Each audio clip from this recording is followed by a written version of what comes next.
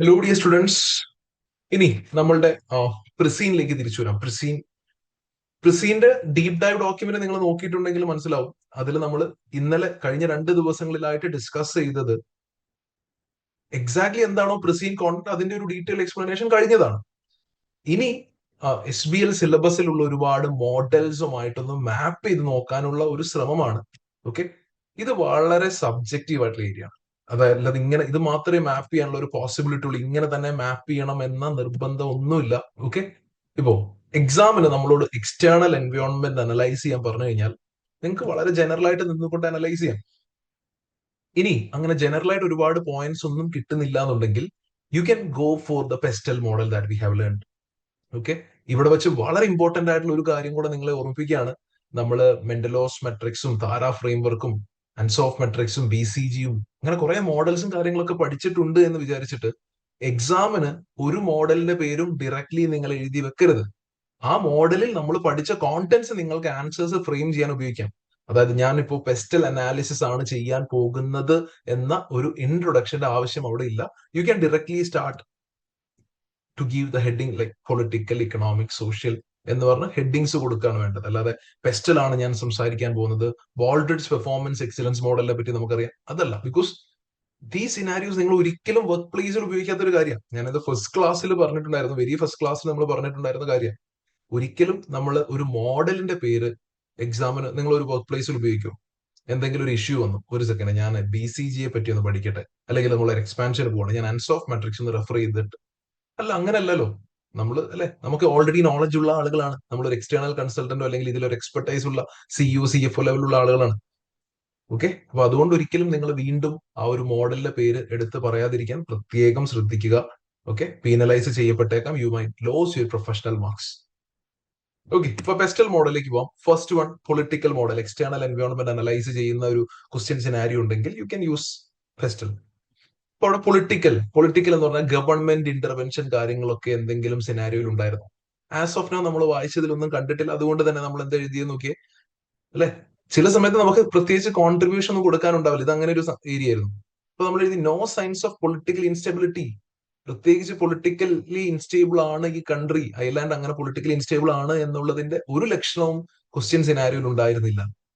But as a nationally operating food business, MC എന്ന company, Menucraft എന്ന company still subject to macro political risk. Like government change ആയി കഴിഞ്ഞാലോ, policies change ആയാലോ, local അഗ്രികൾച്ചറിനുള്ള public ഫണ്ടിങ്ങിൽ വരുന്ന വ്യത്യാസം, ഫുഡ് സസ്റ്റൈനബിലിറ്റി ഇനീഷ്യേറ്റീവ്സ്, ഇതൊക്കെ മെനുക്രാഫ്റ്റിനെയും എഫക്ട് ചെയ്യുന്ന കാര്യമാണ്.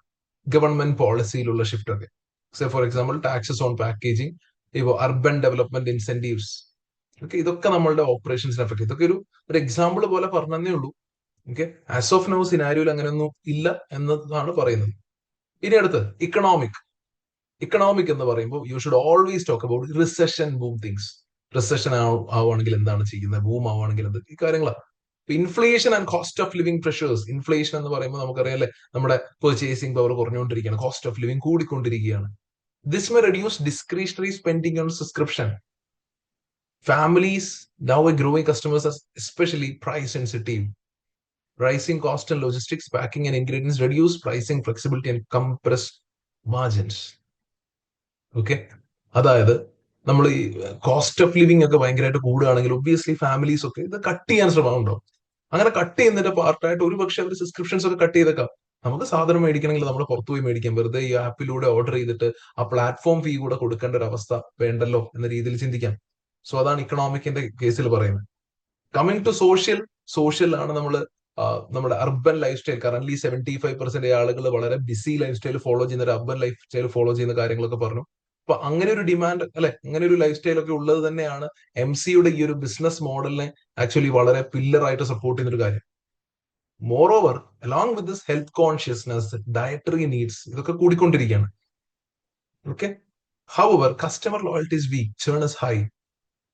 പിന്നെ there is a group of customers who are actually concerned about ethical sourcing. Food വേസ്റ്റിനെ പറ്റിയിട്ടും സസ്റ്റൈനബിലിറ്റിയെ പറ്റിയിട്ടൊക്കെ കൺസേൺഡ് ആവുന്ന എത്തിക്കൽ കൺസ്യൂമേഴ്സും ഒക്കെ ഉണ്ട്. സോഷ്യൽ നമുക്ക് സംസാരിക്കാം. ടെക്നോളജി ഏറ്റവും കൂടുതൽ സംസാരിക്കാവുന്ന മറ്റൊരു ഏരിയയാണ് ടെക്നോളജി.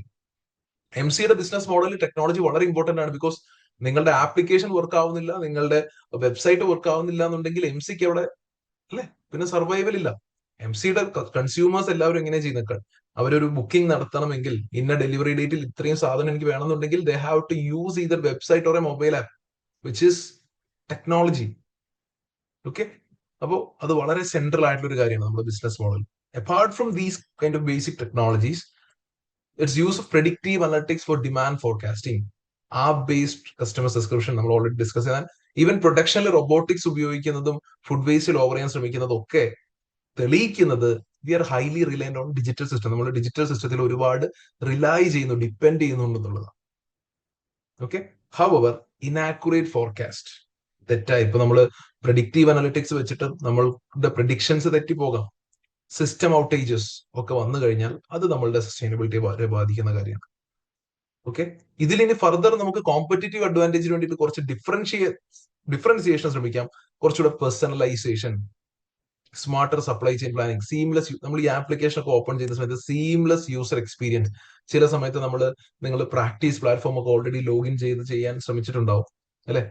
അത് അത്ര സീംലെസ് അല്ല, നമുക്കൊരു ബാരിയർ. ഇപ്പൊ നിങ്ങൾ വലിയ മോട്ടിവേഷനോടെ നിങ്ങൾ പഠിക്കാൻ വന്നിരുന്നു, വായിക്കാൻ വന്നിരുന്നു, ഒരു ക്വസ്റ്റ്യൻ ചെയ്യാൻ വന്നിരുന്നു, അതിൽ ആ പഠിക്കാൻ നിങ്ങൾ കൺസിഡർ ചെയ്ത സമയത്തിൽ ആദ്യത്തെ ഒരു നല്ല ഭാഗം ഈ പ്ലാറ്റ്ഫോം ഓപ്പൺ ചെയ്യാൻ വേണ്ടി തന്നെ സ്പെൻഡ് ആവാണ്. ഇന്റർനെറ്റ് കണക്ട് ചെയ്തു, വെബ്സൈറ്റിൽ പോയി MySSA ലോഗിൻ ചെയ്ത് പ്രാക്ടീസ് പ്ലാറ്റ്ഫോമിലേക്ക് എത്തി, അവിടെ ഒരു ക്വസ്റ്റ്യൻ ഓപ്പൺ ചെയ്യുക എന്ന് പറയുന്നത് തന്നെ നിങ്ങളൊന്ന് ആലോചിക്കുമ്പോൾ ഒരു വലിയ ടൈം ടേക്കിംഗ് പ്രോസസ് ആണ്. ആൻഡ് ചില സമയത്ത് ഇന്റർനെറ്റ് കിട്ടാതെ വരിക, അല്ലെങ്കിൽ എന്താ പറയുക, സൈറ്റ് ഹാങ് ആവുന്ന രീതിയിലും കൂടെ വന്നു കഴിഞ്ഞാൽ പെട്ടു. അപ്പൊ അതാണ്, ഒരു സീംലെസ് യൂസർ എക്സ്പീരിയൻസ് ഉണ്ടെങ്കിലേ കസ്റ്റമർ സാറ്റിസ്ഫാക്ഷൻ ഉണ്ടാവുള്ളൂ. ടെക്നോളജി പോലെ തന്നെ ഇമ്പോർട്ടന്റ് ആയിട്ടുള്ള മറ്റൊരു ടേമാണ് എൻവയോൺമെന്റൽ സസ്റ്റൈനബിലിറ്റി. എൻവയോൺമെന്റൽ എന്ന് പറയും. ഓക്കെ, നമ്മൾ ഏതൊക്കെ സൈഡിലെ സസ്റ്റൈനബിലിറ്റി പോളിസീസ് കാര്യങ്ങൾ ചെയ്തു? ഒന്ന്, നമ്മൾ പാക്കേജിംഗിൽ റീസൈക്ലബിൾ അല്ലെങ്കിൽ ബയോഡിഗ്രേഡബിൾ ആയിട്ടുള്ള കാര്യങ്ങളാണ് പാക്കേജിംഗ് യൂസ് ചെയ്യുന്നത്. And we are partnering with organic suppliers, donating our surplus food to എങ്ങോട്ടാ, അനിമൽ ഫീഡ് ആയിട്ടൊക്കെ ഉപയോഗിക്കുന്നു അല്ലെ? അപ്പൊ ഇതൊക്കെ നമ്മുടെ ESG പൊസിഷൻ, നമ്മൾ കഴിഞ്ഞ ദിവസമൊക്കെ സംസാരിച്ച കാര്യങ്ങൾ തന്നെയാണ്. ESG പൊസിഷൻ ബെറ്റർ ആക്കുന്നു. എൻവയോൺമെന്റലി കോൺഷ്യസ് ആയിട്ടുള്ള കസ്റ്റമേഴ്സിന്റെ മുന്നിൽ അട്രാക്റ്റീവ് ആയിട്ട് നിൽക്കാൻ നമ്മളെ കൊണ്ട് കഴിയുന്നുണ്ട്. ദിസ് ഇസ് ഹൗ, അല്ലെ, ഇതാണ് നമ്മുടെ എൻവയോൺമെന്റൽ ഫുട് പ്രിന്റ് എന്ന് പറയും. ഓക്കെ, ഇനി മോർ ഡെലിവറീസ്, പക്ഷെ അത്രയധികം ആ രീതിയിൽ റവന്യൂ കൂടി, അല്ലെങ്കിൽ ആ രീതിയിൽ കസ്റ്റമേഴ്സ് ഒക്കെ ഇപ്പൊ ഒരുപാട് കൂടുക എന്ന് പറഞ്ഞാൽ, which obviously means more deliveries. More deliveries means high carbon emission. അപ്പൊ വീണ്ടും അല്ലെ, കൂടുതൽ ഡെലിവറി ചെയ്യണമെങ്കിൽ CO2 എമിഷൻ അത്രയധികം ഉണ്ടാവും. അപ്പോ ഇത് കോൺട്രാഡിക്റ്റിംഗ് ആയുള്ള ഒരു കാര്യം.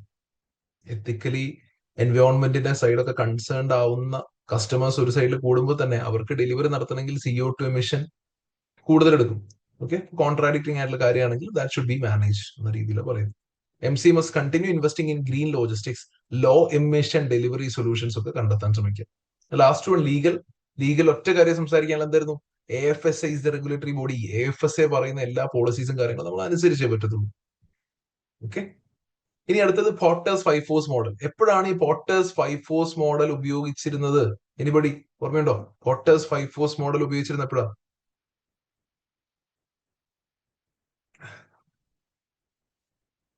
ഹലോ, ഇപ്പോഴാണ് നമ്മൾ പോർട്ടേഴ്സ് 5 ഫോഴ്സ് മോഡൽ ഉപയോഗിക്കുന്നത്. Very good. ഒരു ഇൻഡസ്ട്രിയുടെ കോമ്പറ്റീറ്റീവ്നെസ് അല്ലെ, ഒരു ഇൻഡസ്ട്രിയുടെ അനാലിസിസ്. ഇപ്പൊ എക്സാമിന് ചോദിക്കുക, ഈ ഒരു ഇൻഡസ്ട്രി ഒന്ന് അനലൈസ് ചെയ്തേ, അല്ലെങ്കിൽ ഇന്റേണലി ഈ ഒരു ഓർഗനൈസേഷൻ അനലൈസ് ചെയ്തേ നമുക്ക് പറയുമ്പോൾ നമ്മൾ പോർട്ടേഴ്സ് 5 ഫോഴ്സ് മോഡൽ യൂസ് ചെയ്യാം. Assess the competitive environment of an industry, determines how attractive or profitable that the industry is over time. Over time എന്ന് പറയുമ്പോൾ കുറെ വർഷങ്ങളിലേക്ക്, ഒരു മേ ബി 10 years 12 years.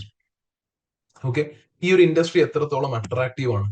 ഇപ്പൊ വളരെ ബൂമിംഗ് ആയിട്ടുള്ള ഒരു ഇൻഡസ്ട്രി ഐ വുഡ് സേ, അല്ലെ, നമുക്കറിയാം AI അല്ലെ, പയ്യെ ആ ഒരു ഇൻഡസ്ട്രി ബൂമിംഗ് ആയിട്ടുള്ള ഒരു കേസാണ്.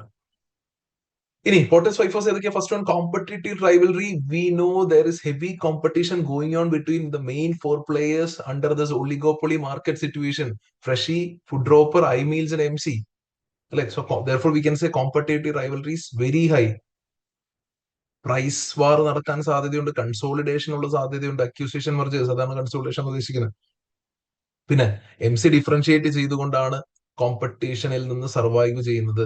And apart from this, there is indirect competition from super markets and heat and meals as well.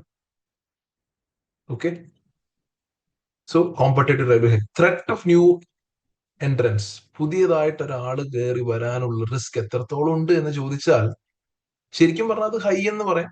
നമ്മളിവിടെ മോഡറേറ്റ് എന്നാ പറഞ്ഞത്. കാരണം എന്താണെന്ന് വെച്ച് കഴിഞ്ഞാൽ ഇപ്പോ നമ്മൾ ഉണ്ടാക്കി കൊടുക്കുന്ന ഒരു മീൽ കിറ്റ്, ഇതേപോലെ ഒരു മീൽ കിറ്റ് നാളെ പുതിയതായിട്ട് വന്ന ഒരാൾക്ക് ഉണ്ടാക്കുക എന്ന് പറഞ്ഞാൽ വലിയ ബുദ്ധിമുട്ടുള്ള കാര്യമൊന്നുമല്ല.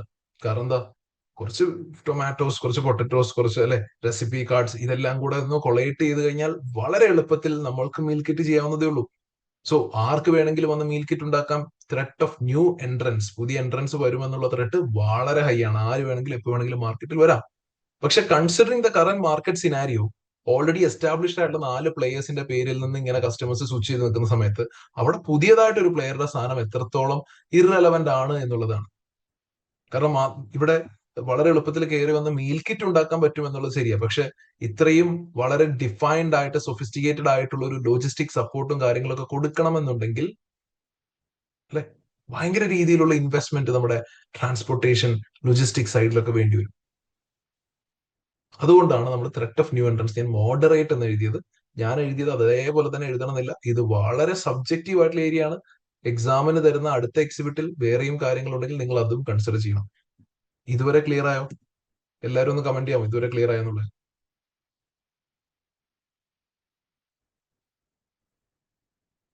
യെസ്.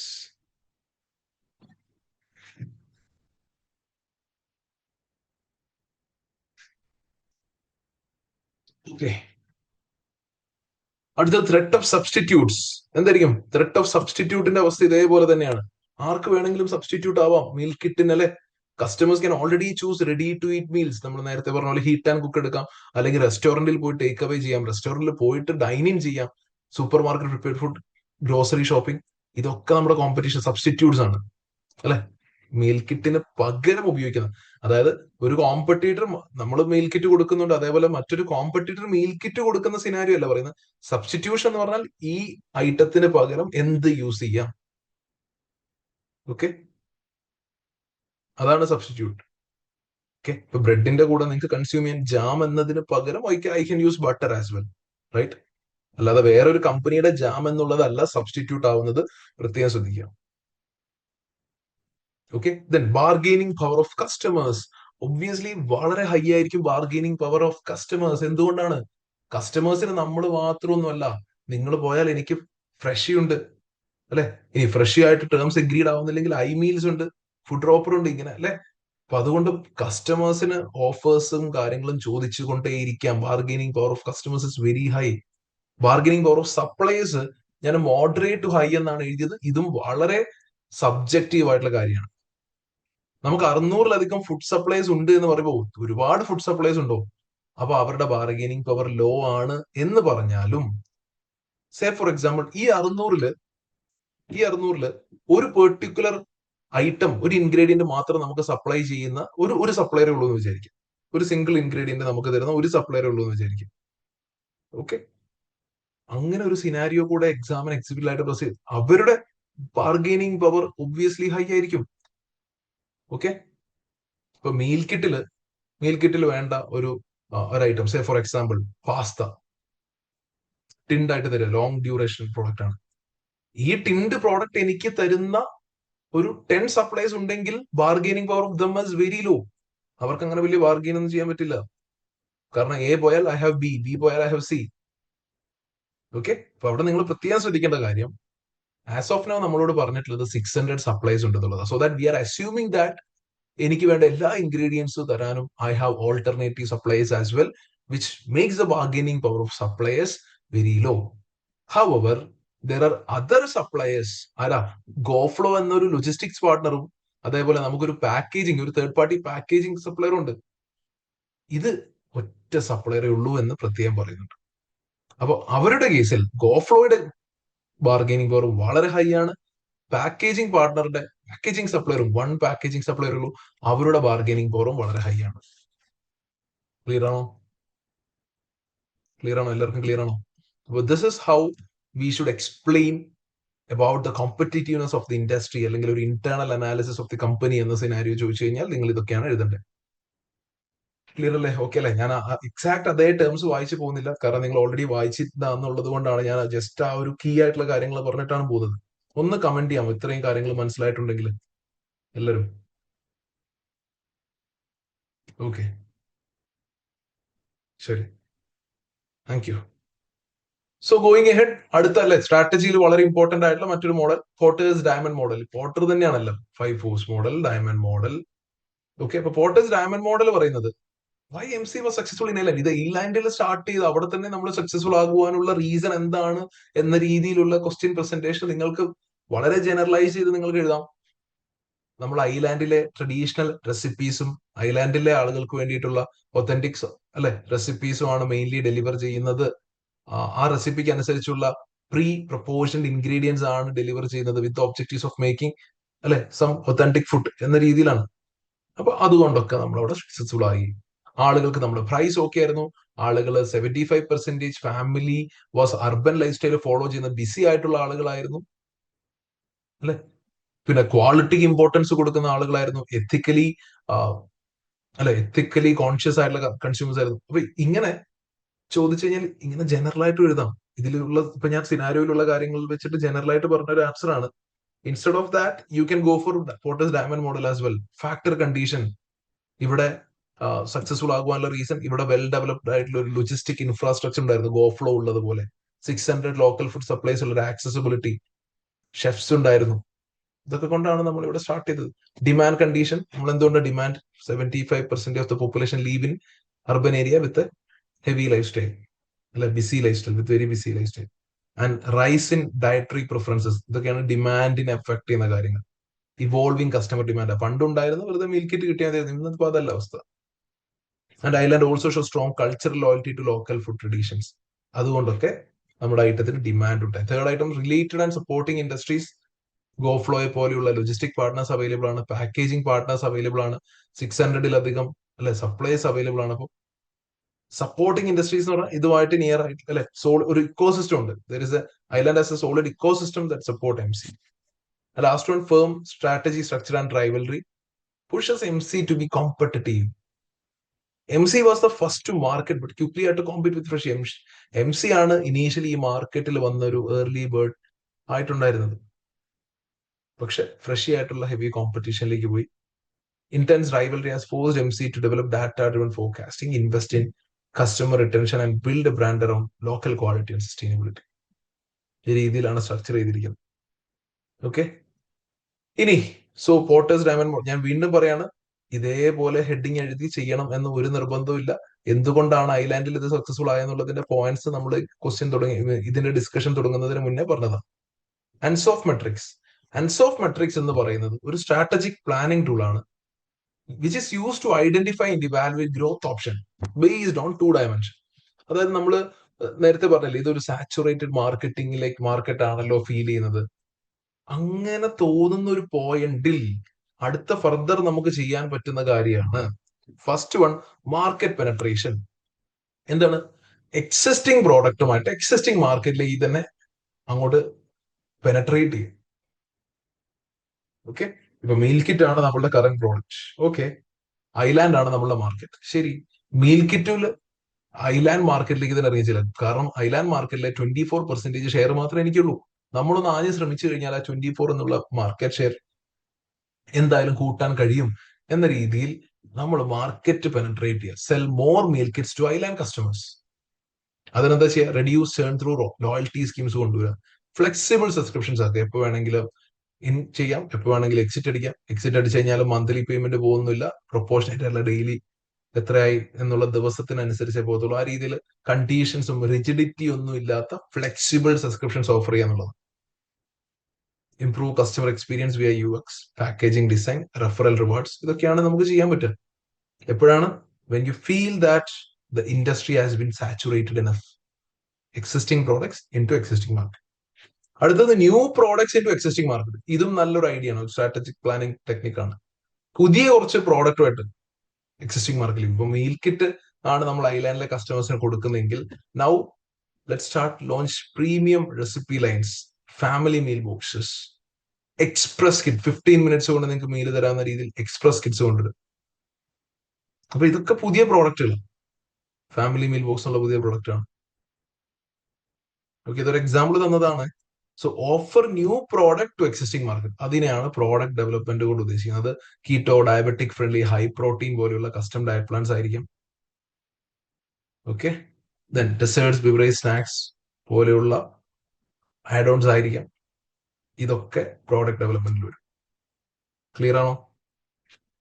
അപ്പൊ അടുത്ത എന്തായിരിക്കും ആലോചിക്കുക? എക്സിസ്റ്റിംഗ് പ്രോഡക്റ്റിനെ കൊണ്ട് എക്സിസ്റ്റിംഗ് മാർക്കറ്റിലേക്ക് പോകുന്നു, ന്യൂ പ്രോഡക്റ്റിനെ കൊണ്ട് എക്സിസ്റ്റിംഗ് മാർക്കറ്റിലേക്ക് പോകുന്നു എന്ന് പറയുമ്പോൾ what might be the next one?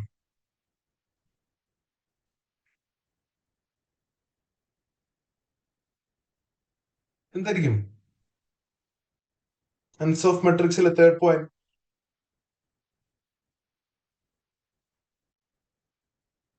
പോട്ടെ പോട്ടെ പോട്ടെ പോട്ടെ, കമോൺ കമോൺ, ഡു കമന്റ്.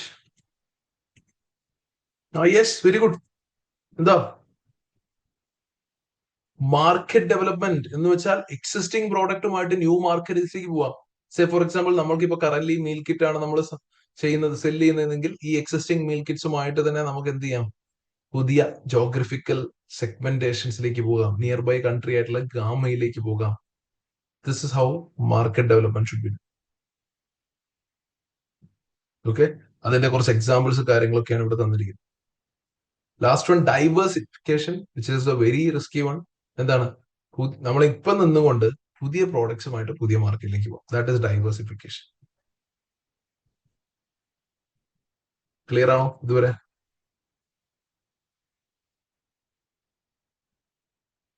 എല്ലാരും എല്ലാരും കമന്റ് ചെയ്ത് ഹലോ.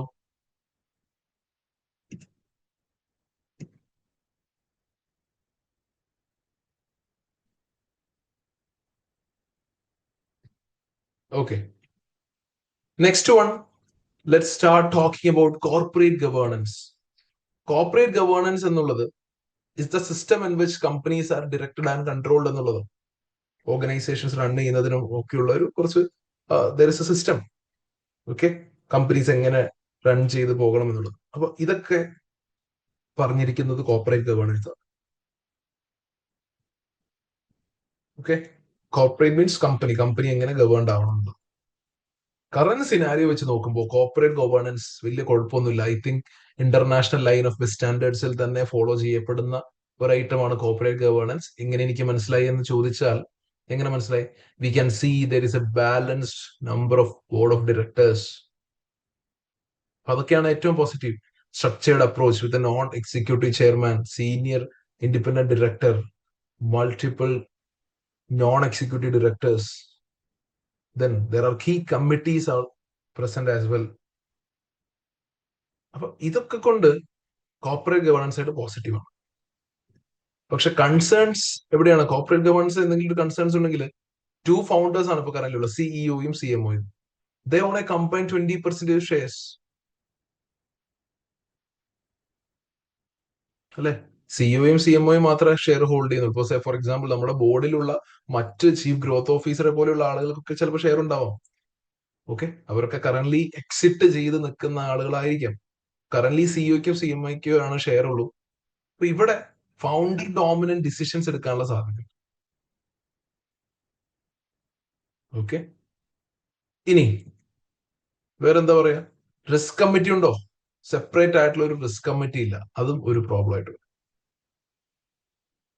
ഓക്കെ, പിന്നെ ഗോഫ്ലോയെ പോലെയുള്ള ലോജിസ്റ്റിക് പാർട്ട്ണർ ചിലപ്പോൾ ഓപ്പറേഷൻ റിസ്ക് ഫേസ് ചെയ്യാനുള്ള സാധ്യത.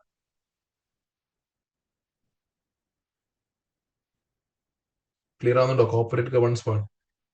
ഓക്കെ, അതായത് നമുക്കിപ്പോ തന്നിരിക്കുന്ന സിനാരിയോ മാത്രം ആയിരിക്കില്ല കേട്ടോ. എല്ലാവരും ഇത് ഒന്നുകൂടെ ഓർമ്മിപ്പിക്കുകയാണ്. തന്നിരിക്കുന്ന സിനാരിയോ മാത്രമായിരിക്കും, എക്സാമിന് അഡീഷണൽ സിനാരിയോ ഉണ്ടാവും. ആസ് ഓഫ് നൗ നമുക്ക് തന്നിരിക്കുന്നതിൽ വെച്ചിട്ട് പോസിറ്റീവ്സും നെഗറ്റീവ്സും നമ്മൾ പറയാം. പോസിറ്റീവ് എന്താ? എല്ലാ കമ്മിറ്റി ഉണ്ട്. നെഗറ്റീവ് എന്താ? റിസ്ക് കമ്മിറ്റി മാത്രമായിട്ട് സെപ്പറേറ്റ്ലി ഹാൻഡിൽ ചെയ്യപ്പെടുന്നില്ല. ഓക്കെ, വേറൊരു പോസിറ്റീവ് എന്താ? ഇൻഡിപെൻഡന്റ് ആയിട്ടുള്ള ഈക്വൽ നമ്പർ ഓഫ് മെമ്പേഴ്സ് ആയിട്ടുള്ള ഒരു ബോർഡ് ഉണ്ട്. ആ ബോർഡിന് ചിലപ്പോൾ കാരണം ഉണ്ടാവുന്നില്ല, ഫൗണ്ടേഴ്സ് ഡോമിനൻസ് സംഭവിക്കാനുള്ള സാധ്യത പറയും. Okay, coming to sustainability or E S C reporting. ഒന്ന് വായിച്ചു നോക്കി, സസ്റ്റൈനബിലിറ്റി എന്താണെന്നും ഇ എസ് സി റിപ്പോർട്ടിംഗ് എന്താണെന്നൊക്കെ എല്ലാവരും.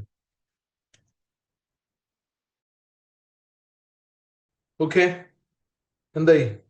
സസ്റ്റൈനബിലിറ്റി പറ്റി വായിച്ചോ? സസ്റ്റൈനബിലിറ്റിയുടെ സൈഡിൽ പറയുന്ന കാര്യം നമ്മൾ ഓൾറെഡി വായിച്ച കാര്യം തന്നെയാണ്.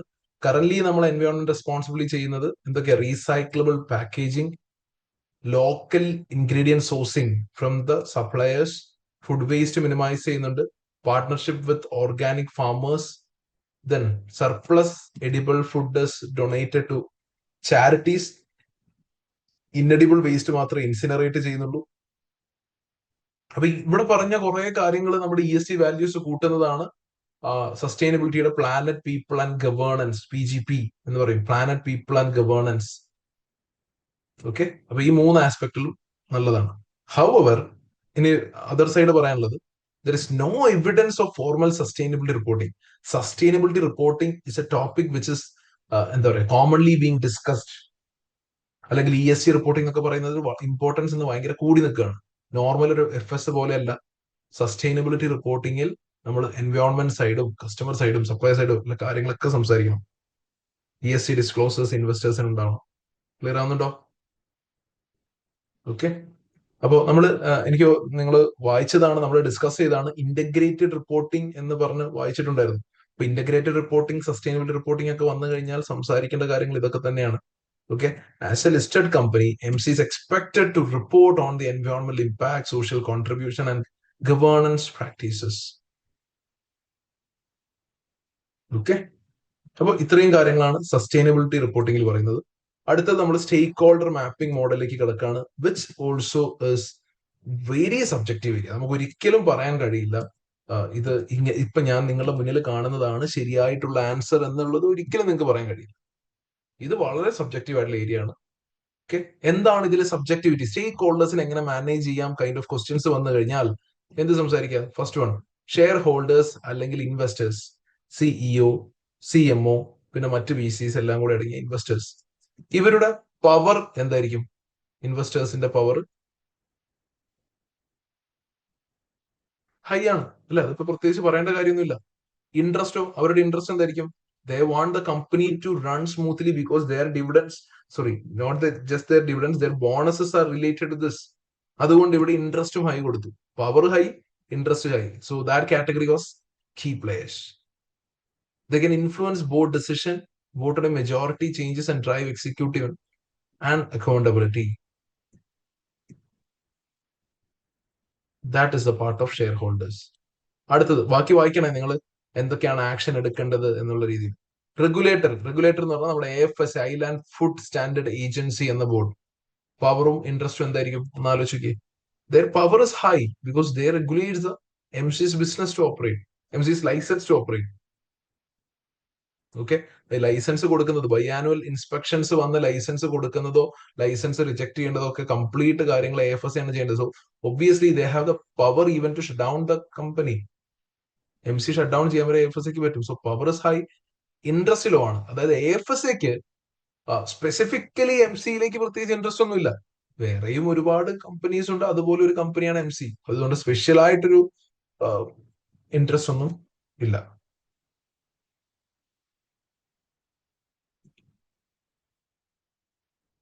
ഓക്കെ ആണോ ഇതുവരെ? ഓക്കെ, ശരി. Moving head, third one, customers. ഇപ്പൊ നമ്മുടെ കസ്റ്റമേഴ്സ് ആയിട്ടുള്ള അർബൻ പ്രൊഫഷണൽസ്, ഫാമിലീസ് ഒക്കെയാണ്. കസ്റ്റമേഴ്സിന്റെ പവർ ഹൈ ആണോ ലോ ആണോ? നമ്മൾ നേരത്തെ പറഞ്ഞു ബാർഗെയിനിങ് പവർ ഓഫ് കസ്റ്റമേഴ്സ് വളരെ ഹൈ ആണെന്ന് പറഞ്ഞു. അപ്പൊ അതുകൊണ്ട് അവരുടെ പവറും ഹൈ ആണ്. അവരുടെ ഇൻട്രസ്റ്റ് ഹൈ ആണോ? ഇൻട്രസ്റ്റ് ഹൈ ആണ്, because they care about the quality, freshness, price, dietary needs etcetera. So അവരെയും ഞാൻ കീ പ്ലേയേഴ്സ് എന്ന രീതിയിലാണ് ചെയ്തത്. നിങ്ങൾക്ക് വേണമെങ്കിൽ പവർ ഹൈയും ഇൻട്രസ്റ്റ് ലോയും, അല്ലെങ്കിൽ ഇൻട്രസ്റ്റ് പവർ ലോയും ഇൻട്രസ്റ്റ് ഹൈയും എന്ന നിലയ്ക്കൊക്കെ നിങ്ങൾക്ക് കാറ്റഗറൈസ് ചെയ്യാം എന്നുള്ളത് മനസ്സിലാക്കുക. Okay, next one, local supplies, നമ്മുടെ ഫാമേഴ്സും കാര്യങ്ങളൊക്കെ. പവർ ഒബ്വിയസ്ലി ലോ ആണ്. കളക്റ്റീവ് ആണെങ്കിൽ power high, collectively their power is high എന്ന രീതിയിൽ പറയാം. As of now we can say that power is low, then interest is high. Okay, next one, ഗോ ഫ്ലോ. ഇത് എഴുതാൻ അറിയണേ. എന്തുകൊണ്ടാണ് ലോക്കൽ സപ്ലൈസിനെ നമ്മൾ പവർ ലോയും ഇൻട്രസ്റ്റും ഹൈ ആയതുകൊണ്ട് അവർ കീപ് ഇൻഫോംഡ് എന്ന രീതിയിലാണ് പറയുന്നത്. എന്താണ് അവർ ഇൻഫോം ചെയ്യേണ്ടത്? Okay, keep inform through regular communication, fair pricing, shared sustainability goals. This is action. അപ്പൊ എല്ലാ കേസിലും അങ്ങനെ തന്നെയാണ്. ഗോഫ്ലോ നമ്മുടെ logistic partner, power obviously high ആണ്, ബാർഗൈനിങ് പവർ ഓൾറെഡി ഹൈ ആണെന്ന് പറയുന്നുണ്ടായിരുന്നു. എന്നാൽ ഇൻട്രസ്റ്റ് ലോ ആണ്. ഗോഫ്ലോയെ സംബന്ധിച്ച് നമ്മൾ മാത്രമായിരിക്കില്ല അവരുടെ കസ്റ്റമർ ബേസിൽ ഉണ്ടാവുക. Okay, same with packaging supplier, bargaining power is very high, their interest is low because നമ്മൾ മാത്രമായിരിക്കില്ല അവരുടെ ക്ലയന്റ് ആയിട്ടുള്ളത്. Okay, develop an eco friendly solution with MC, disruption here can hold production. Next one, employees, chefs, production support team ഒക്കെ. Power low ആണ്, collectively their power is high, പക്ഷെ collective ആകാൻ chances ഒന്നുമില്ല. Interest is very high because they depend on their salaries for the livelihood. And last one എനിക്ക് എപ്പോഴും പറയാവുന്ന സ്റ്റേക്ക് holders ആണ് general public, media, pressure groups എന്നുള്ളത്. അല്ലെ, അവരുടെ പവർ ലോ ആണ്. കാരണം ഇപ്പൊ അവർക്ക് ഡയറക്റ്റ് കൺട്രോളോ കാര്യങ്ങളൊന്നും ഇല്ലാത്തത് കൊണ്ടാണ് എക്സിബിറ്റിൽ എന്തെങ്കിലും പെർട്ടിക്കുലർ സിനാരിയോ കുക്ക് ചെയ്ത് വെച്ചിട്ട് ജനറൽ മീഡിയ ഭയങ്കരമായിട്ട് അഗെയിൻസ്റ്റ് ആവുന്നു, അല്ലെങ്കിൽ ജനറൽ പബ്ലിക് ഭയങ്കരമായിട്ട് അഗെയിൻസ്റ്റ് ആവുന്നു എന്ന സിനാരിയോ വന്നു കഴിഞ്ഞാൽ ഒബ്വിയസ്ലി ഇവിടെ കോണ്ടന്റ് എഴുതേണ്ടി വരും. ഓക്കെ, സോ മീഡിയക്ക് ഇപ്പൊ പവർ ഉണ്ടോ എന്ന് ചോദിച്ചാൽ ഇല്ല, മീഡിയക്ക് ഇപ്പൊ പവർ ഒന്നുമില്ല. കാരണം കറന്റ് ക്രോസ് കോൺടാമിനേഷൻ ഇഷ്യൂസും കാര്യങ്ങൾ പോലെയുള്ള വിഷയങ്ങളൊക്കെ നടന്നത് ലോകത്തിന്റെ മറ്റേതൊക്കെയോ ഭാഗങ്ങളിലാണ്. നമ്മുടെ നാട്ടിൽ ഇപ്പൊ കുഴപ്പമൊന്നുമില്ല കറന്റ്. ഓക്കെ, ഇൻട്രസ്റ്റും ലോ ആണ്. സ്പെസിഫിക്കലി നമ്മുടെ കേസിൽ ഇൻട്രസ്റ്റിനൊന്നും സാധ്യത, അതുകൊണ്ട് വളരെ മിനിമൽ എഫേർട്ട് മാത്രം ഇട്ടാൽ മതി. ഇതുവരെ ഓക്കെ ആണോ? ഒന്ന് കമന്റ് ചെയ്യാമോ? സ്റ്റേക്ക് ഹോൾഡേഴ്സ് മാപ്പിംഗ് മോഡൽ ഫുൾ ആയിട്ട് വായിക്കണേ. ഞാൻ വളരെ കീ ആയിട്ടുള്ള കാര്യങ്ങൾ മാത്രമേ സംസാരിച്ച് പോകുന്നുള്ളൂ. എന്തുകൊണ്ടാണ് പവർ ഹൈ എന്നും ലോ എന്നും എഴുതിയത്? It's totally subjective area. You can write power as high even though when the power is low and can explain. That matters. Okay, അങ്ങനെയാണെങ്കിൽ അടുത്തത് റിസ്ക് ഫ്രെയിംവർക്ക്. ഓക്കെ, ക്വസ്റ്റ്യനിൽ തന്നിരിക്കുന്ന ഫസ്റ്റ് റിസ്ക് ആയിരുന്നു competition risk. Competition റിസ്കിന്റെ likelihood എത്രത്തോളം ഉണ്ട്, impact എത്രത്തോളം ഉണ്ട് എന്നുള്ളതൊന്നും പറയോ? ലൈക്ലിഹുഡ് ആൻഡ് ഇമ്പാക്ട്, കോമ്പറ്റീഷൻ റിസ്കിന്റെ ലൈക്ലിഹുഡ് ആൻഡ് ഇമ്പാക്ട് എന്തായിരുന്നു? Competition is something which is already ongoing അല്ലേ, ഇപ്പൊ ഓൾറെഡി പോയിക്കൊണ്ടിരിക്കുക. അപ്പൊ അതുകൊണ്ട് എന്തായാലും അതിന്റെ ലൈക്ലിഹുഡ് ഹൈ ആണ്, ഇമ്പാക്ടും വളരെ ഹൈ ആണ്. നമ്മളുടെ മാർക്കറ്റ് ഷെയർ കൺട്രോളിലായി പോവുകയാണ്, അപ്പൊ ഇമ്പാക്ട് ഹൈ ആണ്. ഇതാണ് കോമ്പറ്റീഷൻ. ശരി, എന്താണ് നിങ്ങൾക്ക് ഇനി ചെയ്യാൻ പറ്റുക? മിറ്റിഗേഷൻ ഒന്ന് വായിച്ചു നോക്കിയേ. ഹെവി കോമ്പറ്റീഷൻ നേടുക. We have to strengthen the brand identity. Premium ആയിട്ടോ അല്ലെങ്കിൽ ഡൊമസ്റ്റിക് ചാമ്പ്യൻ എന്ന രീതിയിലോ സസ്റ്റൈനബിലിറ്റി ഒക്കെ പറഞ്ഞുകൊണ്ട് അല്ലെ, strengthen the brand identity. That is how we should differentiate ourselves from the competition risk. Innovate on customization and digital experience. Monitor competitor activity and adjust prices dynamically. കോമ്പറ്റീറ്ററുടെ price എന്താന്ന് assess ചെയ്തിട്ട് അതിനനുസരിച്ച് ഞാൻ എന്റെ price adjust ചെയ്യുന്നതിനെയാണ് dynamic pricing എന്ന് പറയാം. Okay, അപ്പൊ ഡിഫറെന്റ് പ്രൈസ് ആയിരിക്കും. ഇപ്പൊ ഇന്ന് ഞാൻ എന്തെങ്കിലും ഒരു പെർട്ടിക്കുലർ ഐറ്റം ഓർഡർ ചെയ്ത പ്രൈസ് ആയിരിക്കില്ലെന്നാണ്. Okay, focus on building long term customer relation. Second one, legal and regulatory risk. Likelihood ഞാൻ ഹൈ എന്നെഴുതാം, മോഡറേറ്റ് എന്ന് എഴുതാം. ഇതിന്റെയൊക്കെ എക്സ്പ്ലനേഷൻ നിങ്ങളാണ് തരുന്നത് അല്ലെ. കാരണം സബ്ജക്റ്റീവ് ആയിട്ടുള്ള ഏരിയ, വീണ്ടും പറയാം, ഇതും സബ്ജക്റ്റീവ് ആയിട്ടുള്ള ഏരിയ ആണ്. ലൈക്ലിഹുഡ് എന്താ? റിസ്ക് ആണിത്. ലീഗൽ ആൻഡ് റെഗുലേഷൻ AFS ഒരുപാട് പ്രാവശ്യം വരുന്നൊക്കെ ഉണ്ട്, ഒരു വർഷത്തിൽ 2 തവണ വിസിറ്റ് ഒക്കെ ഉണ്ട്. അതുകൊണ്ട് ഇതിന്റെ ലൈക്ലിഹുഡ് വളരെ ഹൈ ആണ്. ഇമ്പാക്ട് എന്താ? നോൺ കംപ്ലൈൻസ് ഉണ്ടായി കഴിഞ്ഞാൽ ലൈസൻസ് വരെ റിവോക്കേഷൻ സംഭവിക്കും, നമ്മുടെ operating licence. Mitigation, regular internal audits and training. Keep documentation and safety standards up to date. Dedicated compliance officer liaising with AFS പറയുന്ന റൂൾസ് ഒക്കെ ഫോളോ ചെയ്യുന്ന രീതിയിൽ ഈസിലി കമ്മ്യൂണിക്കേറ്റ് ചെയ്യാൻ വേണ്ടിയിട്ട് ഒരു കംപ്ലൈൻസ് ഓഫീസർ ഉണ്ടാവും. And periodic third parties audit, അതായത് നമ്മുടെ സർപ്രൈസ് ടെസ്റ്റ് ഒക്കെ നടത്തുന്ന പോലെ. ഓക്കെ, അപ്പൊ ഇതാണ് നമ്മുടെ ലീഗൽ ആൻഡ് റെഗുലേറ്ററി റിസ്കിൽ പറയുന്നത്, ഫുഡ് സേഫ്റ്റി ഒക്കെ. Third one, customer attraction and retention. Likelihood is high, impact is low. Customer attraction is not that a big problem because we can retain them. Okay, ഇനി എന്താണ് നമ്മൾ mitigate ചെയ്യാൻ വേണ്ടി ചെയ്യുക? അതായത് കസ്റ്റമേഴ്സ് പോകാൻ പാടില്ല, അട്രാക്ട് ചെയ്യണം. അട്രാക്ട് ചെയ്ത ഒരു കസ്റ്റമർ നമ്മുടെ കസ്റ്റമർ ആയി കഴിഞ്ഞാൽ അയാളെ റീറ്റെയിൻ ചെയ്യണം. ഇപ്പൊ flexible and short term subscription models.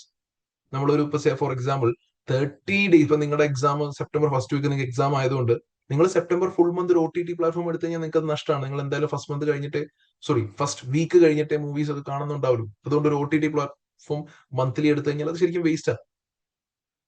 Okay, അപ്പോൾ അതുകൊണ്ടാണ് ഫ്ലെക്സിബിൾ ആയിട്ടുള്ള ഷോർട്ട് ടേം ആയിട്ടുള്ള മോഡൽ, ഫോർ എക്സാമ്പിൾ ഒരു 15 ഡേയ്സിലേക്കുള്ള സബ്സ്ക്രിപ്ഷൻ മോഡൽസ് കൊണ്ടുവരാം. ആ രീതിയിൽ റിജിഡിറ്റി കുറയ്ക്കുക എന്നുള്ളതാണ്. Customer feedback loops and re engagement strategies, upselling and strong CRM. Okay, ഇതൊക്കെയാണ് നമ്മുടെ മിറ്റിഗേഷൻ ആയിട്ട് പറയുന്നത്. ഇത് കാണുമ്പോൾ വളരെ എളുപ്പമായിട്ട് തോന്നും. കസ്റ്റമർ അട്രാക്ഷൻ, റിട്ടൻഷൻ, റിസ്ക് എന്ന് ചോദിച്ചു കഴിഞ്ഞാൽ നിങ്ങൾ അവിടെ സംസാരിക്കേണ്ട കാര്യങ്ങളാണ്.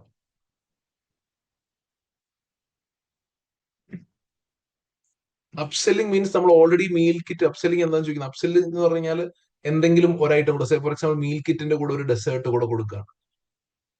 ഓക്കെ, ഇപ്പൊ നമ്മൾ തന്നെ നമ്മുടെ ഈ ഫ്ലിപ്കാർട്ടിലൊക്കെ നമ്മൾ ഓർഡർ ഇങ്ങനെ ചെയ്ത് ഡെലിവറി ബൈ നൗ ക്ലിക്ക് ചെയ്യുന്നതിന് തൊട്ട് മുന്നേ, ഐ മീൻ പേയ്മെന്റ് കൊടുക്കുന്നതിന് തൊട്ട് മുന്നേ കസ്റ്റമേഴ്സ് ഫ്രീക്വന്റ്ലി ബോട്ട് ടുഗദർ എന്ന് പറഞ്ഞ ട്രഡീഷണലി ഒരു ഐറ്റം കൂടെ കാണാറില്ലേ? അതാണ് അപ്സെല്ലിംഗ്. അങ്ങനെ ആഡ് ഓൺസ് ഇല്ലേ. അപ്പൊ എന്താ വെച്ച് കഴിഞ്ഞാൽ ആവറേജ് ഓർഡർ വാല്യൂ എന്താവും? കൂടും. ആവറേജ് ഓർഡർ വാല്യൂ കൂട്ടാൻ കഴിയും.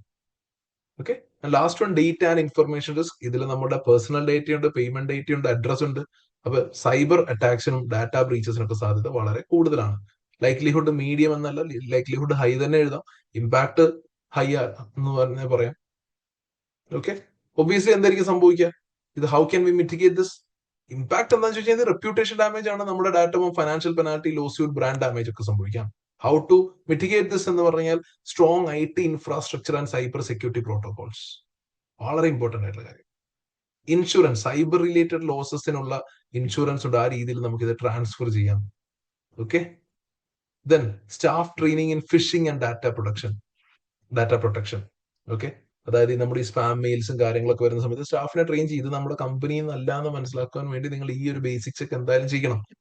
ഓക്കെ, ഇത് നമ്മൾ പഠിക്കുന്നത് ഇങ്ങനെ പറഞ്ഞു പോകുന്നല്ലാണ്ട് ഇതൊക്കെ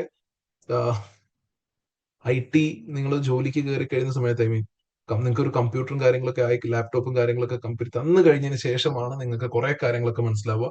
ഈ രീതിയിലുള്ള ഒരുപാട് ചെക്കുകളും കാര്യങ്ങളും സൈബർ സെക്യൂരിറ്റി പ്രോട്ടോകോൾസും ഈ പറഞ്ഞ MNCs ഒക്കെ തന്നെ ഫോളോ ചെയ്യുന്നുണ്ട്. ഓക്കെ, നമ്മുടെ സിസ്റ്റത്തിലൊക്കെ ഏതെങ്കിലും മൂവീസ് ഒക്കെ ഡൗൺലോഡഡ് ആണോ എന്നൊക്കെ പറയാൻ അവർക്കറിയാൻ അത് വളരെ കുറച്ച് സമയം മതി.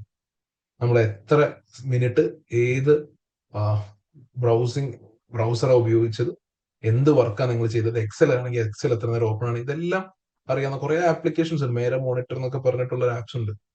ഓക്കെ, അതൊക്കെ കമ്പനീസ് ഇംപ്ലിമെന്റ് ചെയ്ത് കഴിഞ്ഞാൽ നമുക്ക് മറ്റേ മൈക്രോ മാനേജ് ചെയ്യുന്ന ഒരു ഫീൽ ആയിരിക്കും ഭയങ്കരമായിട്ട്. അങ്ങനത്തെ സിനാരിയോസ് ഒക്കെ ഉണ്ടാവാറുണ്ട്. The next one, operational risk. Operational റിസ്കിന്റെ കേസിൽ ഒന്ന് പറഞ്ഞോട്ടെ, നമ്മൾ സ്ട്രാറ്റജിക് റിസ്ക്കും ഓപ്പറേഷണൽ റിസ്ക്കും തമ്മിലുള്ള ഡിഫറൻസ് ഓർക്കുന്നുണ്ടോ നിങ്ങൾ? എക്സാമിന് വന്നേക്കാവുന്ന ഒരു സിനാരിയോ ആണ് കേട്ടോ. സ്ട്രാറ്റജിക് റിസ്ക് എന്താണ്, അല്ലെങ്കിൽ ഓപ്പറേഷണൽ റിസ്ക് എന്താണ്? സ്ട്രാറ്റജിക് റിസ്ക് എന്ന് പറഞ്ഞു കഴിഞ്ഞാൽ ടോപ്പ് ലെവൽ മാനേജ്മെന്റ് ആണ് അതിന് ആൻസർ കണ്ടുപിടിക്കേണ്ടത്. We are facing heavy competition, that is strategic risk. What is operation risk? ഗോഫ്ലോക്ക് ഇന്ന് ഡെലിവർ ചെയ്യാൻ പറ്റിയിട്ടില്ല, that is operation risk. Okay, so അവിടെ ലൈക്ലിഹുഡ് ഒരു കൈൻഡ് ഓഫ് മീഡിയം, ഇമ്പാക്റ്റും കൈൻഡ് ഓഫ് മീഡിയം പോലെയാണ് പറയുന്നത്. ഓക്കെ, ഓപ്പറേഷൻ റിസ്ക് സംഭവിച്ചു കഴിഞ്ഞാൽ service failure, refund cost, reputational hit ഒക്കെയാണ്. How can be mitigate? Dual sourcing planning. Dual sourcing എന്ന് പറഞ്ഞാൽ ഒന്നിലധികം ഗോഫ്ലോ മാത്രമല്ല നമുക്കുള്ളൂ, അല്ലെ? ഗോഫ്ലോയ്ക്ക് പകരമായിട്ട് വേറെയും ആളുകളെ നമ്മൾ സപ്ലയർ, ഐ മീൻ ഡെലിവർ ചെയ്യാൻ വേണ്ടിയിട്ട് കൺസിഡർ ചെയ്തു.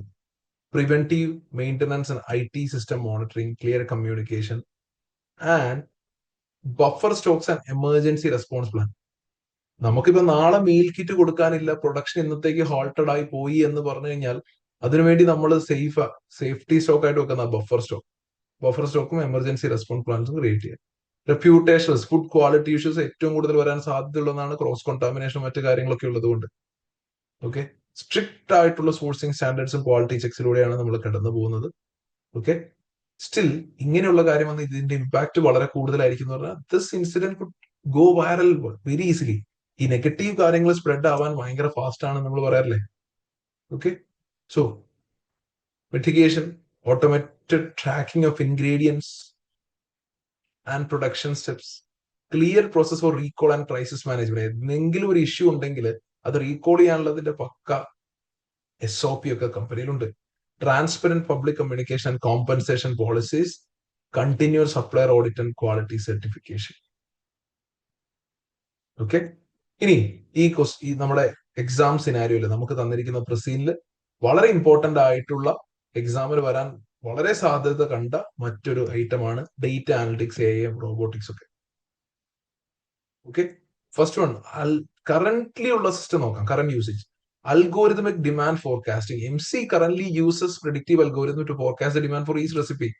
ഓരോ റെസിപ്പിയുടെ ഡിമാൻഡ് മനസ്സിലാക്കി അതിനനുസരിച്ച് ഫുഡ് വേസ്റ്റ് കുറച്ച് അതിനനുസരിച്ച് ഇൻഗ്രീഡിയന്റ് പർച്ചേസ് ചെയ്ത് ഓവർ പ്രൊഡക്ഷൻ അവോയ്ഡ് ചെയ്യുന്ന ഒരു സിനാരിയോ കറന്റ്ലി MC ഫോളോ ചെയ്യുന്നുണ്ട്. പിന്നെ MC ഫോളോ ചെയ്യുന്ന ഒരു കാര്യമാണ് സെമി ഓട്ടോമേറ്റഡ് പ്രൊഡക്ഷൻ ലൈൻസ്. നമ്മൾ കഴിഞ്ഞ ദിവസം ഡിസ്കസ് ചെയ്തിരുന്നു. ഹ്യൂമൻ ഓപ്പറേറ്റീവ്സ് മാത്രമല്ല പ്രൊഡക്ഷൻ ഫാക്ടറിയിലുള്ളത്. ഓർക്കുന്നില്ലേ? 2 റോബോട്ട്സ് ആണ് ബോക്സ് ഒക്കെ ഉണ്ടാക്കുന്നത്. സെമി ഓട്ടോമേറ്റഡ് ആണ്. എന്താ ബെനിഫിറ്റ്? എന്താ? മാനുവൽ എറേഴ്സ് ഇല്ലാണ്ടാക്കും, സ്പീഡ് കൂട്ടാം.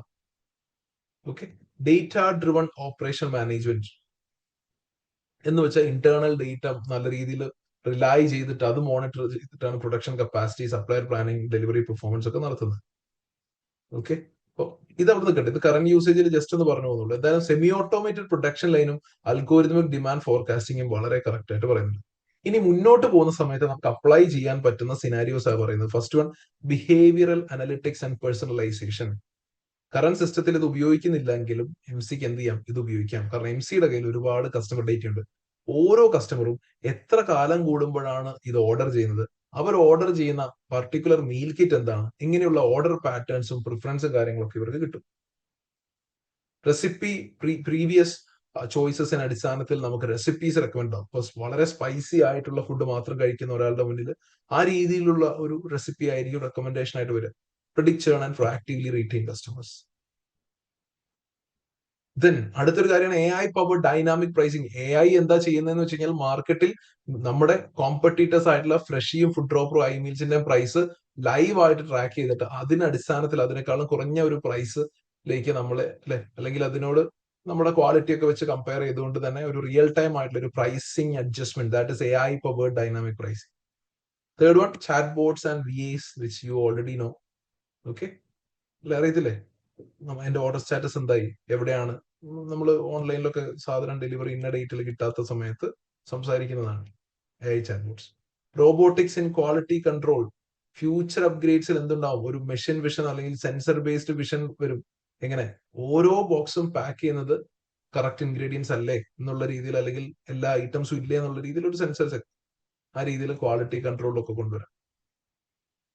ഓക്കെ, ഇത്രയൊക്കെ കാര്യങ്ങളാണ് നമുക്ക് മോഡൽ റിലേറ്റഡ് ആയിട്ട് ശരിക്കും കുറച്ചെങ്കിലും നമുക്ക് എഴുതി വെക്കാൻ കാര്യം. ഇതിലിപ്പോ ഈ പൊട്ടൻഷ്യൽ ആപ്ലിക്കേഷൻ ഒക്കെ നിങ്ങൾ ബൈഹാർട്ട് ഒന്നും പഠിച്ചിട്ട് ഇതൊക്കെ എന്തായാലും എക്സാമിന് എഴുതാനുള്ള ഒരു ശ്രമം നടത്തരുത്. അണ്ടില്ല ക്വസ്റ്റ്യൻ സ്പെസിഫിക്കലി പറയുന്നുണ്ട് ഡേറ്റ അനലിറ്റിക്സ്, റോബോട്ട്സ്, AI ഇങ്ങനെ ടെക്നോളജിയുടെ കുറെ കാര്യങ്ങൾ MC ചെയ്യുന്നുണ്ടല്ലോ. MCയുടെ ഫ്യൂച്ചർ എങ്ങനെയാണ് പ്ലാൻ ചെയ്യുന്നത് എന്നത് സംസാരിക്കുമ്പോഴൊക്കെ നമുക്ക് എന്ത് പറയാം, ഇങ്ങനത്തെ രീതിയിൽ പറയാം. നമ്മുടെ പുതിയതായിട്ട് കൊണ്ടുവരാൻ പോകുന്ന കാര്യങ്ങൾ നമുക്ക് പറയാം. ഇന്നോവേഷൻ പൈപ്പ് ലൈൻ ആണ്. ഓക്കെ, അടുത്തത് വാല്യൂ ചെയിൻ. ഞാൻ നമ്മുടെ വെബ്സൈറ്റില് MCയുടെ വെബ്സൈറ്റിൽ വാല്യൂ ചെയിൻ എന്നൊരു വാക്ക് കണ്ടത് കൊണ്ട് മാത്രം ഇൻക്ലൂഡ് ചെയ്ത കുറച്ച് സ്ലൈഡ്സ് ആണിത്. ഇതിന് അത്ര ഇമ്പോർട്ടൻസ് കൊടുക്കണ്ട. ഓക്കെ, കാരണം വാല്യൂ ചെയിൻ വളരെ റീസെന്റ് എക്സാമിന് ചോദിച്ചിട്ടുണ്ടായിരുന്നു. അതുകൊണ്ട് എപ്പോഴും ചോദിക്കണമെന്ന് നിർബന്ധമില്ല. പക്ഷെ എന്നാലും നമുക്കൊരു വാല്യൂ ചെയിൻ എന്താന്ന് ഒന്നുകൂടെ ഒന്ന് ഓർമ്മിക്കാം. വാല്യൂ ചെയിനിൽ കുറച്ച് പ്രൈമറി ആക്ടിവിറ്റീസും സെക്കൻഡറി ആക്ടിവിറ്റീസും സ്റ്റേജ് വൈസ് നടക്കും. For example, primary activities, inbound logistics. എന്താ ഈ സ്റ്റേജിൽ നടക്കുക? Ingredients are source from the suppliers. Cold chain logistics ensure ingredient quality is preserved during transit. Packing materials are delivered. Okay, ഇത്രയും കാര്യങ്ങളാണ് inbound logistics. അപ്പൊ ഈ ഒരു പെർട്ടിക്കുലർ സ്റ്റേജ് കഴിയുമ്പോഴേ നമ്മുടെ പ്രോഡക്റ്റിന് കുറച്ച് വാല്യൂ കൂടി, വാല്യൂ അഡീഷൻ ആയി. ഇനി അടുത്ത operation, meal kits are assembled in a semi automated central factory. അവിടെ അൽഗോരിതം റെസിപ്പി ഡിമാൻഡിനനുസരിച്ച് ഫോർകാസ്റ്റ് ചെയ്യുന്നു. ഓക്കെ, അപ്പോ ഓപ്പറേഷൻസ് എന്നത് സെക്കൻഡ് സ്റ്റേജ്. അപ്പൊ ഈ ഓപ്പറേഷൻസിലൂടെ കടന്നു പോയി കഴിയുമ്പോഴേക്കും വീണ്ടും കുറച്ചുകൂടെ വാല്യൂ കൂടും. ഇങ്ങനെ വാല്യൂ ചെയിൻ പറയുന്ന ഇതാണ് അല്ലെ, ഇതിങ്ങനെ ചെയിൻ ആയിട്ട് ലിങ്ക് ചെയ്തിരിക്കുകയാണ്. Inbound activities, then operations, then comes outbound activities. Outbound activities എന്ന് പറയുമ്പോൾ എന്തായിരിക്കും? All deliveries are handle to Go Flow. Third party Go ഫ്ലോയ്ക്ക് നമ്മൾ എല്ലാ ഡെലിവറീസും ഹാൻഡിൽ ചെയ്തു. Orders tracked and schedule for home delivery through MC platform. ഇതാണ് outbound logistics. അപ്പോൾ ഔട്ട്ബൗണ്ട് ലോജിസ്റ്റിക്സ് ചെയ്യുന്നതിലൂടെ അഗെയിൻ വാല്യൂ ക്രിയേഷൻ സംഭവിച്ചിട്ടുണ്ട്. മാർക്കറ്റിംഗ് ആൻഡ് സെയിൽസിലൂടെ വീണ്ടും വാല്യൂ ക്രിയേഷൻ സംഭവിക്കുന്നുണ്ട്. Finally customer service, after sale സപ്പോർട്ടിലൂടെയും വാല്യൂ കൂടുന്നുണ്ട്. ഇത് പ്രൈമറി ആക്ടിവിറ്റീസ് ആണ്. ഇതുമായിട്ട് സപ്പോർട്ട് ചെയ്യുന്ന രീതിയിൽ ഒരു 4 പില്ലേഴ്സ് കൂടെ ഉണ്ട്, വിച്ച് ഇസ് സപ്പോർട്ട് ആക്ടിവിറ്റീസ്. എന്തൊക്കെയാ? First one, firm infrastructure. Board includes executive founders and 3 NEDs with a clear division of roles. However, no separate risk committee is embedded in the audit committee. Governance generally strong ആണ് എന്ന് പറഞ്ഞാലും risk visibility നമുക്ക് improve ചെയ്യാൻ പറ്റുന്നതേ ഉള്ളൂ. Second one, HR management. MC ഒരുപാട് production staff of ടീംസും കാര്യങ്ങളൊക്കെ ഉണ്ട്. So culture seems performance focused, no mention of structure training or incentives. Okay, value ചെയിനിലെ സെക്കൻഡറി ആക്ടിവിറ്റീസിലുള്ള അടുത്തൊരു സ്റ്റേജ് ആണ് ഈ സ്റ്റേജിലൂടെ പ്രോപ്പർ HR മാനേജ്മെന്റിലൂടെ നമ്മൾ പ്രോഡക്റ്റിലേക്ക് ആഡ് ചെയ്യുന്ന ഒരു വാല്യൂ ഉണ്ട്. ആ വാല്യൂവിനെ പറ്റിയാണ് സംസാരിക്കുന്നത്. Okay, and third one, technology development. Technology develop ചെയ്യുമ്പോൾ അഗെയിൻ വാല്യൂ അഡീഷൻ ആണ്. Investing in AI, RPA means robotic process automation and personalisation tools could give MC A strong edge. Fourth one, procurement, purchase എന്നുള്ളത് ഉദ്ദേശിക്കുന്നത് sustainable sourcing, പാക്കിങ്ങിന്റെ കാര്യം, ESG standards meet ചെയ്യണം. ESG positioning ഒരു competitive strength ആയിട്ട് മാറ്റാനുള്ള കാര്യങ്ങളാണ്. Okay, and അപ്പൊ ഇതിൽ ഞാൻ പറയാം, വാല്യൂ ചെയിൻ നിങ്ങൾ അത്ര ഇമ്പോർട്ടൻസ് കൊടുത്ത് പഠിക്കേണ്ട, പക്ഷെ മനസ്സിലാക്കുക വാല്യൂ ചെയിൻ എന്താണെന്ന് മനസ്സിലാക്കുക. വാല്യൂ ചെയിൻ ഒരുപാട് സ്റ്റേജസ് സംസാരിക്കുന്നുണ്ട്. ഓരോ സ്റ്റേജിലൂടെ കടന്നു പോകുമ്പോഴും പ്രോഡക്റ്റിന്റെ വാല്യൂ കൂടി വരും. അപ്പൊ ഓൾ ടുഗദർ 5+4 ഈ 9 സ്റ്റേജിലൂടെ കടന്നു പോകുന്ന ഒരു പ്രോഡക്റ്റിന്റെ ഫൈനൽ വാല്യൂ ആണ് നമ്മൾ വാല്യൂ ഫോർ മണി ആണോ എന്നൊക്കെ പറഞ്ഞിട്ട് നമ്മൾ ചെക്ക് ചെയ്യുന്നത്. അതിന്റെ അടിസ്ഥാനത്തിലൊക്കെയാണ് നമ്മൾ പ്രൈസും സെറ്റ് ചെയ്യുന്നത്. Okay, SWOT analysis, strength, weakness, opportunities, threats. ഒരു കംപ്ലീറ്റ് അനാലിസിസ് ചോദിക്കുകയാണ്. ഫിനാൻഷ്യൽ ആൻഡ് നോൺ ഫിനാൻഷ്യൽ ഒക്കെ ചോദിക്കുന്ന സമയത്ത് നിങ്ങൾക്ക് ഒരു സ്റ്റാർട്ടിങ് കിട്ടുന്നില്ല എങ്കിൽ you can start with strength, weakness, opportunities, threats എഴുതിക്കൊണ്ട് തന്നെ സംസാരിക്കും. Okay, usually SWOT analysis correctly പറയാറുണ്ട്, സ്ട്രെങ്ത്തും വീക്ക്നെസ് ഒക്കെ സംസാരിക്കാൻ പറഞ്ഞിട്ട്. ഇപ്പൊ MCയുടെ സ്ട്രെങ്ത് എന്ന് പറഞ്ഞാൽ സ്ട്രോങ് ബ്രാൻഡ് പൊസിഷനിങ് ആണ്. നമ്മൾ ഫസ്റ്റ് ഇവിടെ സ്റ്റാർട്ട് ചെയ്തു, ഫ്രഷ് ആണെങ്കിലും അത്യാവശ്യം മേജർ മാർക്കറ്റ് ഷെയർ നമുക്കുണ്ട്. ആ രീതിയിൽ നമ്മൾ പൊസിഷൻ ചെയ്തിട്ടുണ്ടെന്നുള്ളതാണ്. Semi automated factory, we have robots working in the factory but not 100%. Data driven forecasting നമ്മൾ ഉപയോഗിക്കുന്നുണ്ട്. Focus on sustainability, urban market focus. These are the strength. വേറെ റെപ്യൂട്ടേഷനെ വേണമെങ്കിൽ വേറെ തന്നെയായിട്ട് പറയാം, റെപ്യൂട്ടേഷണൽ സ്ട്രെങ്ത് എന്ന് പറയാം. ഓക്കെ ആണോ? ക്ലിയർ ആണോ? SWOT analysis. വീക്ക്നെസ് ഏതെങ്കിലും 1-2 വീക്ക്നെസ് ഒന്ന് കമന്റ് ചെയ്യാമോ നിങ്ങൾ? നോക്കി വായിക്കാൻ എല്ലാവർക്കും എളുപ്പമല്ലേ? നമുക്കൊന്ന് ട്രൈ ചെയ്ത് നോക്കാം. വീക്ക്നെസ് ഓഫ് MC, നിങ്ങൾക്ക് തോന്നിയ ഒരു MCയുടെ ഒരു പ്രോബ്ലം ആയിട്ട് പണിയാവുമല്ലോ എന്ന് തോന്നിയ കാര്യം എന്താ?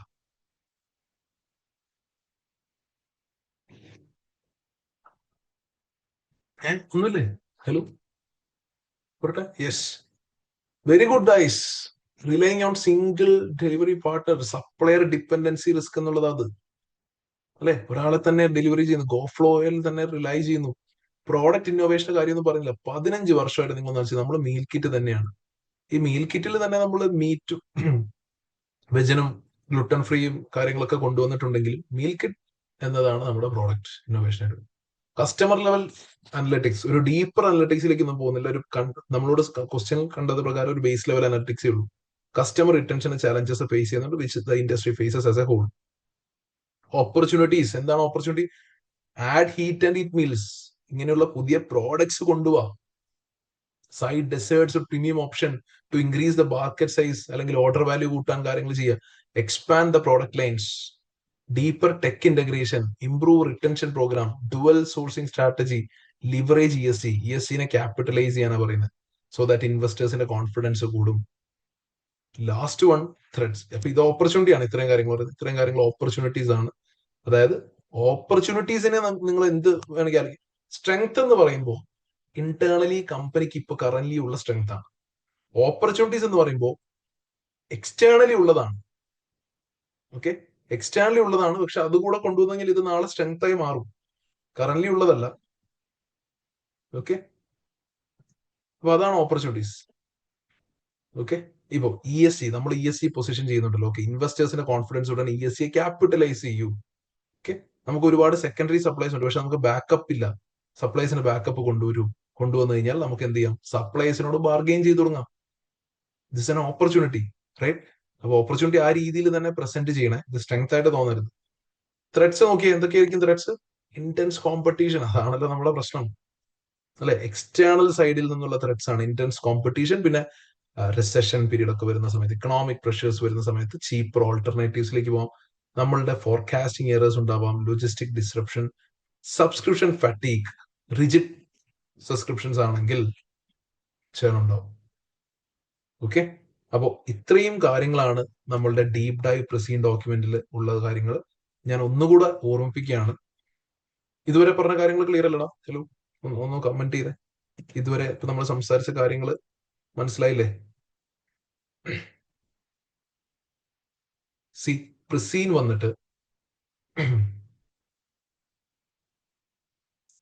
വന്നിട്ട് ആകെപ്പാടെ 7 ദിവസമേ ആയിട്ടുള്ളൂ. ഏകദേശം ഒരാഴ്ച സമയം, കൃത്യം ഒരാഴ്ചയാവണമെന്ന് പ്രസീൻ വന്നിട്ട്. അപ്പോൾ ഈ 7 ഡേയ്സ് കൊണ്ട് നമ്മൾക്ക് നടത്താൻ പറ്റിയിട്ടുള്ള ഒരു അനാലിസിസിന്റെ ഒരു ഒരു ഒരു ഓവറോൾ സമ്മറി കാര്യങ്ങളൊക്കെയാണ് ശരിക്കും ഈ സെഷൻസിലുള്ളത്. ഓക്കെ, ഇനി നാളെ ചില സമയത്ത് ചിലപ്പോൾ എന്തെങ്കിലും പുതിയൊരു കാര്യം ഞാനിങ്ങനെ വായിക്കുന്ന സമയത്ത് എനിക്ക് തോന്നിയാൽ അങ്ങനെ വരുന്ന കാര്യങ്ങൾ നമ്മൾ ഗ്രൂപ്പിൽ വോയിസ് നോട്ടായിട്ട് ഫെർദർ ആഡ് ചെയ്യുന്നതായിരിക്കും. കാരണം ഇതിനൊക്കെ വേറെയും ഒരുപാട് ആസ്പെക്റ്റിലും രീതിയിലൊക്കെ സംസാരിക്കാം. അപ്പൊ നമ്മൾ അങ്ങനെ നോക്കിക്കഴിഞ്ഞാൽ നമ്മുടെ ലേണിംഗ് ഒരിക്കലും തീരില്ല. ഓക്കെ, നമുക്കിതിൽ നമ്മുടെ SBL ഓരോ പേജ് വെച്ചിട്ട് നമുക്ക് വേണമെങ്കിൽ ഈ സെനാരിയോ സംസാരിക്കാം, വിച്ച് ഇസ് ഇറലവന്റ്. അങ്ങനെ പഠിച്ചിട്ട് കാര്യമില്ലല്ലോ. നമ്മളിതൊരു ഒരു കേസ് സ്റ്റഡിയാണിത്. ആ ഒരു കേസ് സ്റ്റഡി അപ്രോച്ചിൽ തന്നെ വേണം നമ്മൾ കാര്യങ്ങൾ ചെയ്യാൻ. ഓക്കെ, അപ്പൊ അതുകൊണ്ടാണ് ഞാൻ വീണ്ടും നിങ്ങളുടെ അടുത്ത് പറയുന്നത്, എല്ലാ ദിവസവും നിങ്ങൾ ഇനി അങ്ങോട്ടുള്ള ഒരു 6-7 ഡേയ്സ് ഉണ്ടല്ലോ. Okay, every single day correct 2 weeks കഴിയും. ഐ മീൻ പ്രസീൻ വന്ന് 2 വീക്സ് കഴിയുമ്പോൾ എക്സാം ആണ്. അതിലിപ്പോ ഒരാഴ്ച കഴിഞ്ഞു, കൃത്യം ഒരാഴ്ചയും കൂടി നമുക്കുള്ളത്. ഓക്കെ, എല്ലാ ദിവസവും നിങ്ങൾ പ്രസീൻ ഡീപ് ഡൈവ് വായിക്കുക. അതായത് ഈ ഒരു ഡോക്യുമെന്റ് വായിക്കുക. കാരണം ഇതിൽ പ്രസീന്റെ കോണ്ടന്റ് ഓൾറെഡി ഉണ്ട്. കണ്ടല്ലേ? പ്രസീന്റെ കോണ്ടന്റ് ഉണ്ട്, അതിന്റെ എക്സ്പ്ലനേഷൻ ഉണ്ട്. ആ രീതിയിലാണ് ഫ്രെയിം ചെയ്തിരിക്കുന്നത്. ഓക്കെ, അപ്പൊ പ്രസീന്റെ കോണ്ടന്റ് വായിക്കുക. പ്രസീന്റെ കോണ്ടന്റ് വായിച്ചു കഴിഞ്ഞാൽ നിങ്ങൾക്ക് തന്നെ പറയാൻ പറ്റണം ഇതുമായിട്ട് ബന്ധപ്പെട്ട് നമ്മൾ കൺസിഡർ ചെയ്ത കുറച്ച് പോയിന്റ്സ് ഒക്കെ ഉണ്ടല്ലോ, ആ പോയിന്റ്സിലൂടെയൊക്കെ മനസ്സിലൂടെ പോകണം. അതായത് ഇത് എങ്ങനെ ബൈ ഹാർട്ട് പഠിക്കാനല്ല ഞാൻ പറയുന്നത്. എവറി ഡേ നിങ്ങൾ വായിച്ച് വായിക്കുമ്പോഴേക്കും 7 ദിവസം കഴിയുമ്പോഴത്തേക്ക് ഇത് സെറ്റ് ആയിട്ടുണ്ടാവും. പിന്നെ നിങ്ങൾ ആ പ്രസീൻ എക്സാമിനാണെങ്കിലും നമുക്ക് ഒരിക്കലും ഈ ഡോക്യുമെന്റ് അല്ല അവൈലബിൾ ആയിട്ടുള്ളത്. എക്സാമിന് നിങ്ങൾക്ക് അവൈലബിൾ ആയിട്ടുള്ള സംഗതിയാണ് ഈ ഡോക്യുമെന്റ് മാത്രമേ ഉള്ളൂ, പ്രസീൻ ഡോക്യുമെന്റ് അവൈലബിൾ. അപ്പൊ പിന്നെ എക്സാമിന് നിങ്ങൾക്ക് എന്തെങ്കിലും ഒരു സിനാരിയോ വന്നിട്ട് അതിനെപ്പറ്റി എഴുതണം എന്നുണ്ടെങ്കിൽ ഇത് വായിക്കുന്ന സമയത്ത് തന്നെ നമുക്ക് ഇതിന്റെ ഫർദർ പോയിന്റ്സും കാര്യങ്ങളും നമ്മുടെ മനസ്സിലേക്ക് തന്നെ വരും. അപ്പൊ അതുകൊണ്ടാണ് പറയുന്നത്, ഒരിക്കലും ഡീപ് ഡൈവ് ഡോക്യുമെന്റ് പോലും ഒരു ലേണിംഗ് സപ്പോർട്ട് മാത്രമായിട്ട് ഉപയോഗിക്കാവുള്ളൂ. ഓക്കെ, നമ്മളിപ്പോ ചെയറിലിരുന്നു പ്രസീനൊക്കെ കിട്ടുക എന്ന് പറയുമ്പോൾ നമുക്ക് ചെയറിലിരുന്നിട്ട് ചാരി ഇരിക്കാൻ പറ്റുന്ന രീതിയിൽ ഒരു സപ്പോർട്ടാണ്. അങ്ങനെ കൺസിഡർ ചെയ്താൽ മതി. ഓക്കെ, പണ്ടത്തെ കുട്ടികൾക്ക് ചെയറൊന്നും ഇല്ലായിരുന്നു. ഒന്ന് ആലോചിച്ച് നോക്കി, എക്സാമിന് കയറുമ്പോൾ 4 അവർ എക്സാം ആണ്. 4 മണിക്കൂർ 15 മിനിറ്റ് എക്സാമിന് ഇരുന്നിട്ടാണ് അവര് ഇൻഡസ്ട്രി ഏതാണെന്നും അത് ഇൻഡസ്ട്രി സ്വന്തമായിട്ട് വായിച്ച് മനസ്സിലാക്കി എഴുതേണ്ട ഒരു അവസ്ഥയാണ്. അത് വെച്ചിട്ട് എക്സാം വളരെ ബെറ്റർ ആയിട്ടുണ്ട്. SBL എക്സാം കഴിഞ്ഞൊരു 2 ഇയേഴ്സിൽ ശരിക്കും പറഞ്ഞാൽ വളരെ ബെറ്റർ ആയിട്ടുണ്ട് ഓവർ ദ 2 ഇയേഴ്സ്. ബട്ട് ഇത്രയൊക്കെ ആയിട്ട് പോലും there are still students failing. അപ്പൊ അതെന്തുകൊണ്ടാ? അത് അത്രയും എന്താ പറയാ, ഞാൻ പറഞ്ഞില്ലേ കഴിഞ്ഞ സെഷൻ എല്ലാവർക്കും ഈസി ആയിരുന്നു. സോ ഒബ്വിയസ്ലി എല്ലാവർക്കും ഈസി ആകുമ്പോൾ അവിടെ ഡിഫറൻസ് ഉണ്ടാക്കാൻ പണിയാണ്. പക്ഷെ ഈ സെക്ഷനിൽ അത്യാവശ്യം ചലഞ്ചിങ് സിനാരിയോസ് കുറെ ഉണ്ട്. ടൂ മച്ച് ഓഫ് ഡേറ്റ ഉണ്ട്. അപ്പോൾ ഈ സിംഗിൾ സപ്ലയർ ആണ്, അതുകൊണ്ട് ബാർഗെയിനിങ് പവർ ഓഫ് സപ്ലയർ എന്താ പറയാ ഹൈ ആണ് എന്ന സിനാരിയോ ഒന്നും എല്ലാവരും പിച്ച് ചെയ്യണമെന്നില്ല. മനസ്സിലായി? എല്ലാവർക്കും അതൊന്നും ഐഡന്റിഫൈ ചെയ്യാൻ പറ്റണമെന്നില്ല. അപ്പൊ അങ്ങനെ ട്രേസ് ചെയ്ത കാര്യങ്ങൾ ക്യാപിറ്റലൈസ് ചെയ്യാൻ നമുക്ക് പറ്റണം എക്സാം. ഓക്കെ, സോ അടുത്ത 7 ഡേയ്സിൽ you guys keep on reading this പ്രസീൻ. Okay, and I have already uploaded a video and this. നമ്മൾ റിവിഷൻ ഫേസിൽ നമ്മൾ സംസാരിച്ച പ്രസീന്റെ മൂന്നാമത്തെ വീഡിയോ ആണ് ഇത്. ഇതല്ലാതെ എങ്ങനെ പ്രൊഫഷണൽ മാർക്സ് നേടണം, അനാലിസിസ് ചോദിച്ചാൽ എന്ത് ചെയ്യണം, ഇവാലുവേഷൻ ചോദിച്ചാൽ എന്ത് ചെയ്യണം, പിന്നെ പ്രൊഫഷണൽ സ്കെപ്റ്റിസിസം, കമ്മ്യൂണിക്കേഷൻ, ഓർക്കുന്നില്ലേ, കൊമേഴ്ഷ്യൽ അക്യുമൻ, ഇങ്ങനെ 5 പ്രൊഫഷണൽ സ്കിൽസ് ടെസ്റ്റ് ചെയ്യും. ഈ ഓരോ കേസിലും നമ്മൾ അപ്ലൈ ചെയ്യേണ്ട കാര്യങ്ങൾ മാറിക്കൊണ്ടിരിക്കും. അതെങ്ങനെ ആ മാർക്ക് സ്കോർ ചെയ്യാം എന്ന് പറയുന്ന ഒരു ഷോർട്ട് വീഡിയോ ഓൾറെഡി നമ്മുടെ അപ്ലോഡ് ആയിട്ടുണ്ട്. Okay, I hope you have already gone through. നമ്മൾ ഇതിനു മുന്നേ ഉള്ള സിനാരിയോ പറഞ്ഞതാണ്. ഇനി അലോങ് വിത്ത് ദാറ്റ് വളരെ ഇമ്പോർട്ടന്റ് ആയിട്ടുള്ള മറ്റൊരു കാര്യമാണ് ദ ഫോർമാറ്റ്. എക്സാമിന് എന്തായാലും നിങ്ങളോട് ചോദിക്കുന്ന ഒരു ഫോർമാറ്റ് ആയിരിക്കും report. So all of you should go through the format of report. എങ്ങനെയാണ് റിപ്പോർട്ടിന്റെ ഫോർമാറ്റ് എന്നുള്ളത്, from to date, subject, introduction, അല്ലെ, ദെൻ ബോഡി, കൺക്ലൂഷൻ അല്ലെങ്കിൽ റെക്കമെൻഡേഷൻ. ഈ സാധനം എന്തായാലും വേണം. പിന്നെ അടുത്ത എക്സാമിന് എന്തായാലും ഉണ്ടാവുന്ന ഒരു സിനാരിയോ ആയിരിക്കും സ്ലൈഡ്സ് വിത്ത് അക്കമ്പനിങ് നോട്ട്സ്. സിനാരിയോ മറക്കരുത്. ബ്രീഫിംഗ് നോട്ട്സ് അല്ലെങ്കിൽ ബ്രീഫിംഗ് പേപ്പേഴ്സ്, മെമ്മോ. ലെറ്റർ ഇപ്പൊ ചോദിക്കാറില്ല, ഇമെയിലായി. അല്ലെ, പണ്ട് ലെറ്ററാ ചോദിച്ചോണ്ടിരുന്നത്, ഇപ്പൊ യൂഷ്വലി ഇമെയിൽ ആണ്. ഓക്കെ, അല്ലെങ്കിൽ സിസ്റ്റം സബോട്ടേജ്, ഐ മീൻ ഒരു ഇമെയിൽ അയക്കാനൊന്നും പറ്റില്ല, അപ്പൊ ലെറ്റർ അയക്കേണ്ടി വരും, അപ്പോൾ ലെറ്റർ ഡ്രാഫ്റ്റ് ചെയ്യും. ഇതിന്റെ ഒക്കെ ഫോർമാറ്റ്സും കാര്യങ്ങളും നമ്മൾ ഡിസ്കസ് ചെയ്താണ്. Press release for immediate release എന്ന് സബ്മിറ്റിംഗ് എഴുതിയിട്ട് we should talk, we should give clarity. ഇതൊക്കെ ഈ കാര്യങ്ങളൊക്കെ സംസാരിച്ചാൽ. അപ്പോ always keep N I on the formats, keep N I on the professionals. Because 100 മാർക്സിൽ 20 mark നിങ്ങൾക്ക് ഫ്രീ ആയിട്ട് കിട്ടുന്ന മാർക്കാണ്. ഒന്ന് ആലോചിക്കേ, അല്ലെ? അറ്റ്ലീസ്റ്റ് നമ്മൾ പറഞ്ഞ പോലെ ഫോർമാറ്റും പ്രൊഫഷണൽ സ്കിൽ മാർക്കിലൊക്കെ ഒരു അത്യാവശ്യം ഒരു ക്ലാരിറ്റി കൊടുക്കാൻ പറ്റി കഴിഞ്ഞാൽ, നോളജ് ഒന്നും ഇല്ലെങ്കിലും ഈ 20 മാർക്സിൽ ഒരു മിനിമം 12 to 15 നമുക്ക് ഗെയിൻ ചെയ്യാൻ പറ്റും. ബാക്കി 35 ആണ് നമ്മൾ എഴുതി ഉണ്ടാക്കേണ്ടത്, ടെക്നിക്കൽ മാർക്സ് ഫ്രം 80. ഓക്കെ, അപ്പൊ മനസ്സിലാക്കുക. ഞാൻ വീണ്ടും പറയാണ്, ഈ സെഷൻ എന്തായാലും പാസ്സാകാൻ പറ്റുന്ന ഒരു സെഷനാണ്. ബിക്കോസ് ദ പ്രസീൻ സീംസ് എ ബിറ്റ് ടഫ്. അങ്ങനെയുള്ളപ്പോൾ എപ്പോഴും നല്ല റിസൾട്ട് ഉണ്ടാവാറുണ്ട്. ഞാൻ എന്റെ എക്സ്പീരിയൻസിന്റെ അടിസ്ഥാനത്തിൽ പറയാണ്. ഈ SBL എന്ന പേപ്പർ ഉണ്ടായ അന്ന് മുതൽ SBL പഠിപ്പിക്കുന്നുണ്ട്. അതിനു മുന്നേ P1 P3 ആയിരുന്നു പഠിപ്പിച്ചുകൊണ്ടിരുന്നത്. അപ്പൊ അതുകൊണ്ടൊക്കെയാണ് പറയുന്നത്, പ്ലീസ് എന്തായാലും പാസ്സാവാൻ പറ്റണം എല്ലാവരും. ഓക്കെ, ഇനി അടുത്ത നമുക്കൊരു 7 days കൂടെ ഉണ്ടല്ലോ, അല്ലെ? അപ്പൊ ഈ 7 days പ്രസീൻ എവറി ഡേ നിങ്ങൾ വായിക്കുമെന്ന് പറഞ്ഞു. Extra apart from Praseen reading നമ്മൾ എന്ത് ചെയ്യണം സർ എന്ന ചോദ്യത്തിന് കോർജറ്റ്സ് എന്ന ഒരു ക്വസ്റ്റ്യൻ ഉണ്ട്. September 23 വന്ന ക്വസ്റ്റ്യൻ ആണ്. അതായത് നിങ്ങൾ പ്രാക്ടീസ് പ്ലാറ്റ്ഫോം ലോഗിൻ ചെയ്ത് കഴിഞ്ഞാൽ പാസ്റ്റ് എക്സാം ക്വസ്റ്റ്യൻസ് ആയിട്ട് നിങ്ങൾക്ക് കാണാൻ കഴിയും കോർജറ്റ്സ്. ഓക്കെ, ഒരു ഫ്ലൈറ്റിന്റെ കാര്യങ്ങളും കഥകളൊക്കെ പറഞ്ഞിട്ടുണ്ട്. കുറച്ച് lengthy question, obviously Praseen length വന്നതിന് ശേഷം പിന്നെ ഉള്ള ഫസ്റ്റ് എക്സാം ആയിരുന്നു. അപ്പൊ അതില് നമ്മുടെ ഈ ക്വസ്റ്റ്യൻ പോലെ ഒരുപാട് KPIs ഒക്കെ പറയുന്നുണ്ട്. അപ്പൊ എന്തായാലും എല്ലാവരും ആ ഒരു ക്വസ്റ്റ്യൻ ചെയ്യുക. ഒറ്റ ക്വസ്റ്റ്യനെ ഞാൻ പറയുന്നുള്ളൂ, ആ ഒരു ക്വസ്റ്റ്യൻ നിർബന്ധമായിട്ട് ചെയ്യുക. ഓക്കെ, ആ ക്വസ്റ്റ്യൻ ചെയ്യുക. എന്നിട്ട് അതിന്റെ ആൻസേഴ്സ് എടുത്തിട്ട് നിങ്ങൾ സെൽഫായിട്ടൊന്ന് മാർക്ക് ചെയ്ത് നോക്കുക. ആൻസേഴ്സും പ്രാക്ടീസ് പ്ലാറ്റ്ഫോമിൽ തന്നെ അവൈലബിൾ ആണ്. ഓക്കെ, ഇനി അവിടെ നിങ്ങൾക്ക് പറ്റിയ തെറ്റുകളും കാര്യങ്ങളൊക്കെ ഒന്നുകൂടെ ACC എക്സാമിനറുടെ കാര്യങ്ങൾ കൂടെ മനസ്സിലാക്കുവാൻ ഞാനൊരു ലിങ്ക് ഷെയർ ചെയ്തുതരാം. ACCയുടെ വെബ്സൈറ്റിൽ ഉള്ള ഒരു ലിങ്കാണ്. ഈ കോർജറ്റ്സിന്റെ ക്വസ്റ്റ്യനിൽ പിള്ളേർക്ക് സംഭവിച്ച മിസ്റ്റേക്സും കാര്യങ്ങളൊക്കെ എക്സാമിനർ ഒന്ന് എടുത്ത് കാണിക്കുക. ഇറ്റ്സ് നോട്ട് എക്സാമിനേഴ്സ് റിപ്പോർട്ട്, പക്ഷെ ഓരോ ടാസ്കിലുള്ള കുറച്ച് കാര്യങ്ങളാണ്. ഓക്കെ, അപ്പൊ അതുകൊണ്ട് ഞാൻ പറയുന്നത്, അതെന്തായാലും നിങ്ങൾ അതിലൂടെ കടന്നു പോകണം. ഓക്കെ, ഒരു ഇൻഡിവിജ്വലി ചെയ്യേണ്ട കാര്യങ്ങൾ തന്നെയാണ്. കാരണം ഓരോരുത്തരുടെ ആൻസർ ഓരോന്നാണ്. എല്ലാവരും ആ സെയിം മിസ്റ്റേക്സ് ആയിരിക്കില്ല. അപ്പൊ എനിക്കിരുന്നിട്ട് പറഞ്ഞു തരുന്നതിനേക്കാളും അങ്ങനെ വർക്ക് ചെയ്യുന്ന ഒരു സാധനം അല്ല അത്. ഓക്കെ, അപ്പൊ ഞാൻ അതിന്റെ ലിങ്ക്, നിങ്ങൾ ലിങ്ക് ഒന്നും എടുക്കാൻ കഷ്ടപ്പെടണ്ട, ഞാൻ അതിന്റെ ലിങ്ക് ഡയറക്ട്ലി ഷെയർ ചെയ്തുതരാം. ഓക്കെ, ആ ലിങ്ക് എപ്പോഴേ ഇത് ചെയ്യാവുള്ളൂ, ആദ്യം കോർജറ്റ്സ് വായിച്ച് ആൻസറും സിനാരിയോ എല്ലാം വായിച്ച് സ്വന്തമായിട്ട് ആൻസേഴ്സ് കൊടുക്കണം. Including professional marks, report formats എല്ലാം കറക്റ്റ് ആക്കി കറക്റ്റ് കംപ്ലീറ്റ് ചെയ്ത്. ഓക്കെ, അങ്ങനെ അതായത് നിങ്ങൾ എഴുതുന്ന ഒരു ലാസ്റ്റ് മോക്ക് എക്സാം പോലെ ആയിരിക്കണം ഇത്. നാളെ തന്നെ ചെയ്യണമെന്നില്ല, ഒരു ദിവസം ഒന്ന് റിവൈസ് ഒക്കെ ചെയ്തിട്ട് ചെയ്താൽ മതി.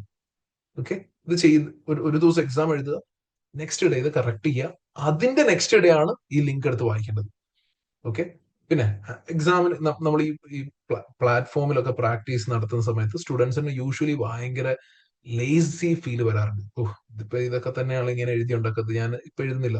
എനിക്ക് ഉറപ്പാണ്, കഴിഞ്ഞ നമ്മൾ ഇതുവരെ ഡിസ്കസ് ചെയ്ത 5-6 ക്വസ്റ്റ്യൻസ് പോലും ഫുൾ ഡ്രാഫ്റ്റ് ചെയ്യാത്ത ആളുകളാണ് ഭൂരിഭാഗം ആളുകൾ. I know that.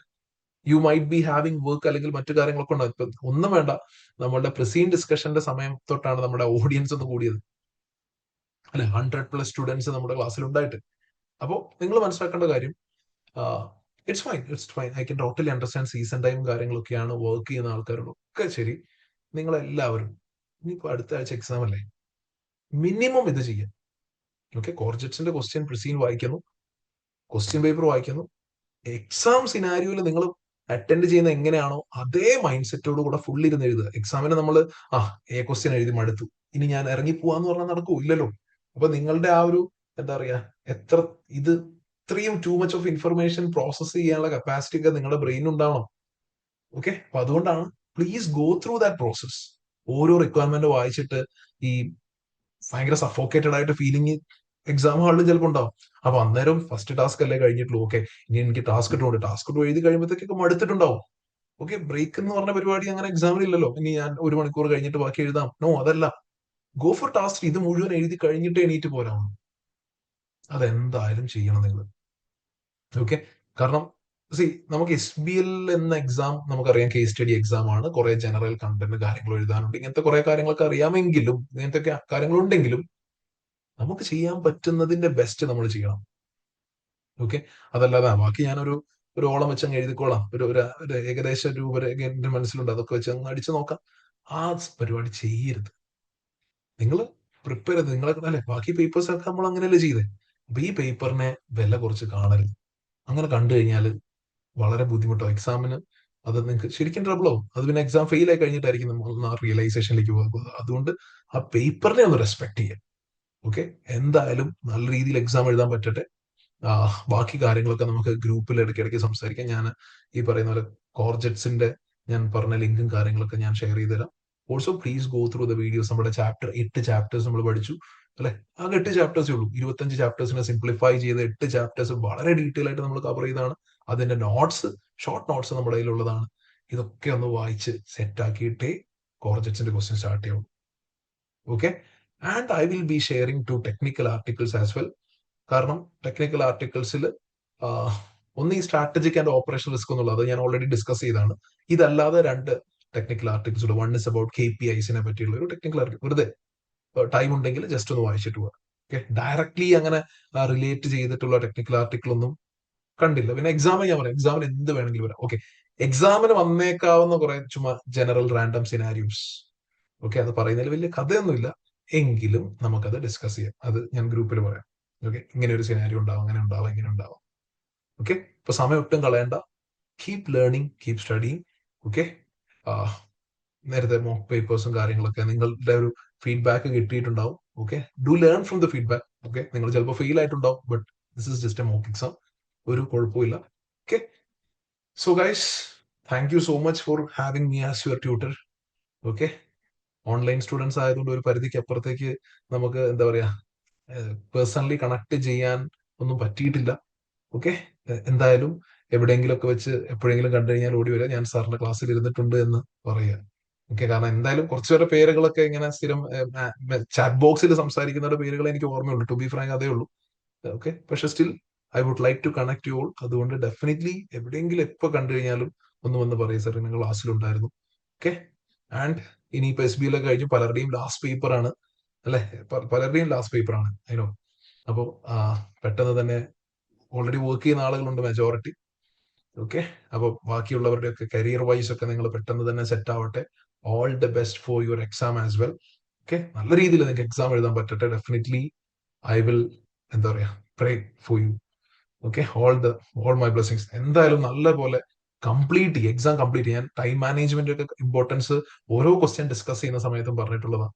ഓക്കെ, എന്തായാലും എക്സാമിന് ടാസ്ക് 2 അല്ലെങ്കിൽ ടാസ്ക് 1 ചിലപ്പോൾ എളുപ്പമായിരിക്കും. ടാസ്ക് 2ലേക്ക് കുറച്ച് ബുദ്ധിമുട്ടുണ്ടാവും. അവിടെ നമ്മൾ ഇങ്ങനെ കിടന്ന് സമയം കളയുന്ന പ്രശ്നങ്ങളൊന്നും ഉണ്ടാക്കരുത്. എന്തായാലും 4 ക്വസ്റ്റ്യൻ, സോറി 4 അല്ല, 3 ക്വസ്റ്റ്യനിലേക്ക്, ടാസ്ക് 1, 2, 3 3 ക്വസ്റ്റ്യനിലേക്ക് എന്തായാലും എല്ലാവരും ഇൻപുട്ട് കൊടുത്തിട്ടുണ്ടാവും. ആ കാര്യങ്ങളൊക്കെ ശ്രദ്ധിക്കുക. Okay, so that's it guys. പിന്നെ ഇനി എന്തെങ്കിലും ടെൻഷനോ അങ്ങനെ എന്തെങ്കിലുമൊക്കെ പ്രശ്നമുണ്ടെങ്കിൽ please do personally connect. Okay, once again wishing you all the very best for your exams.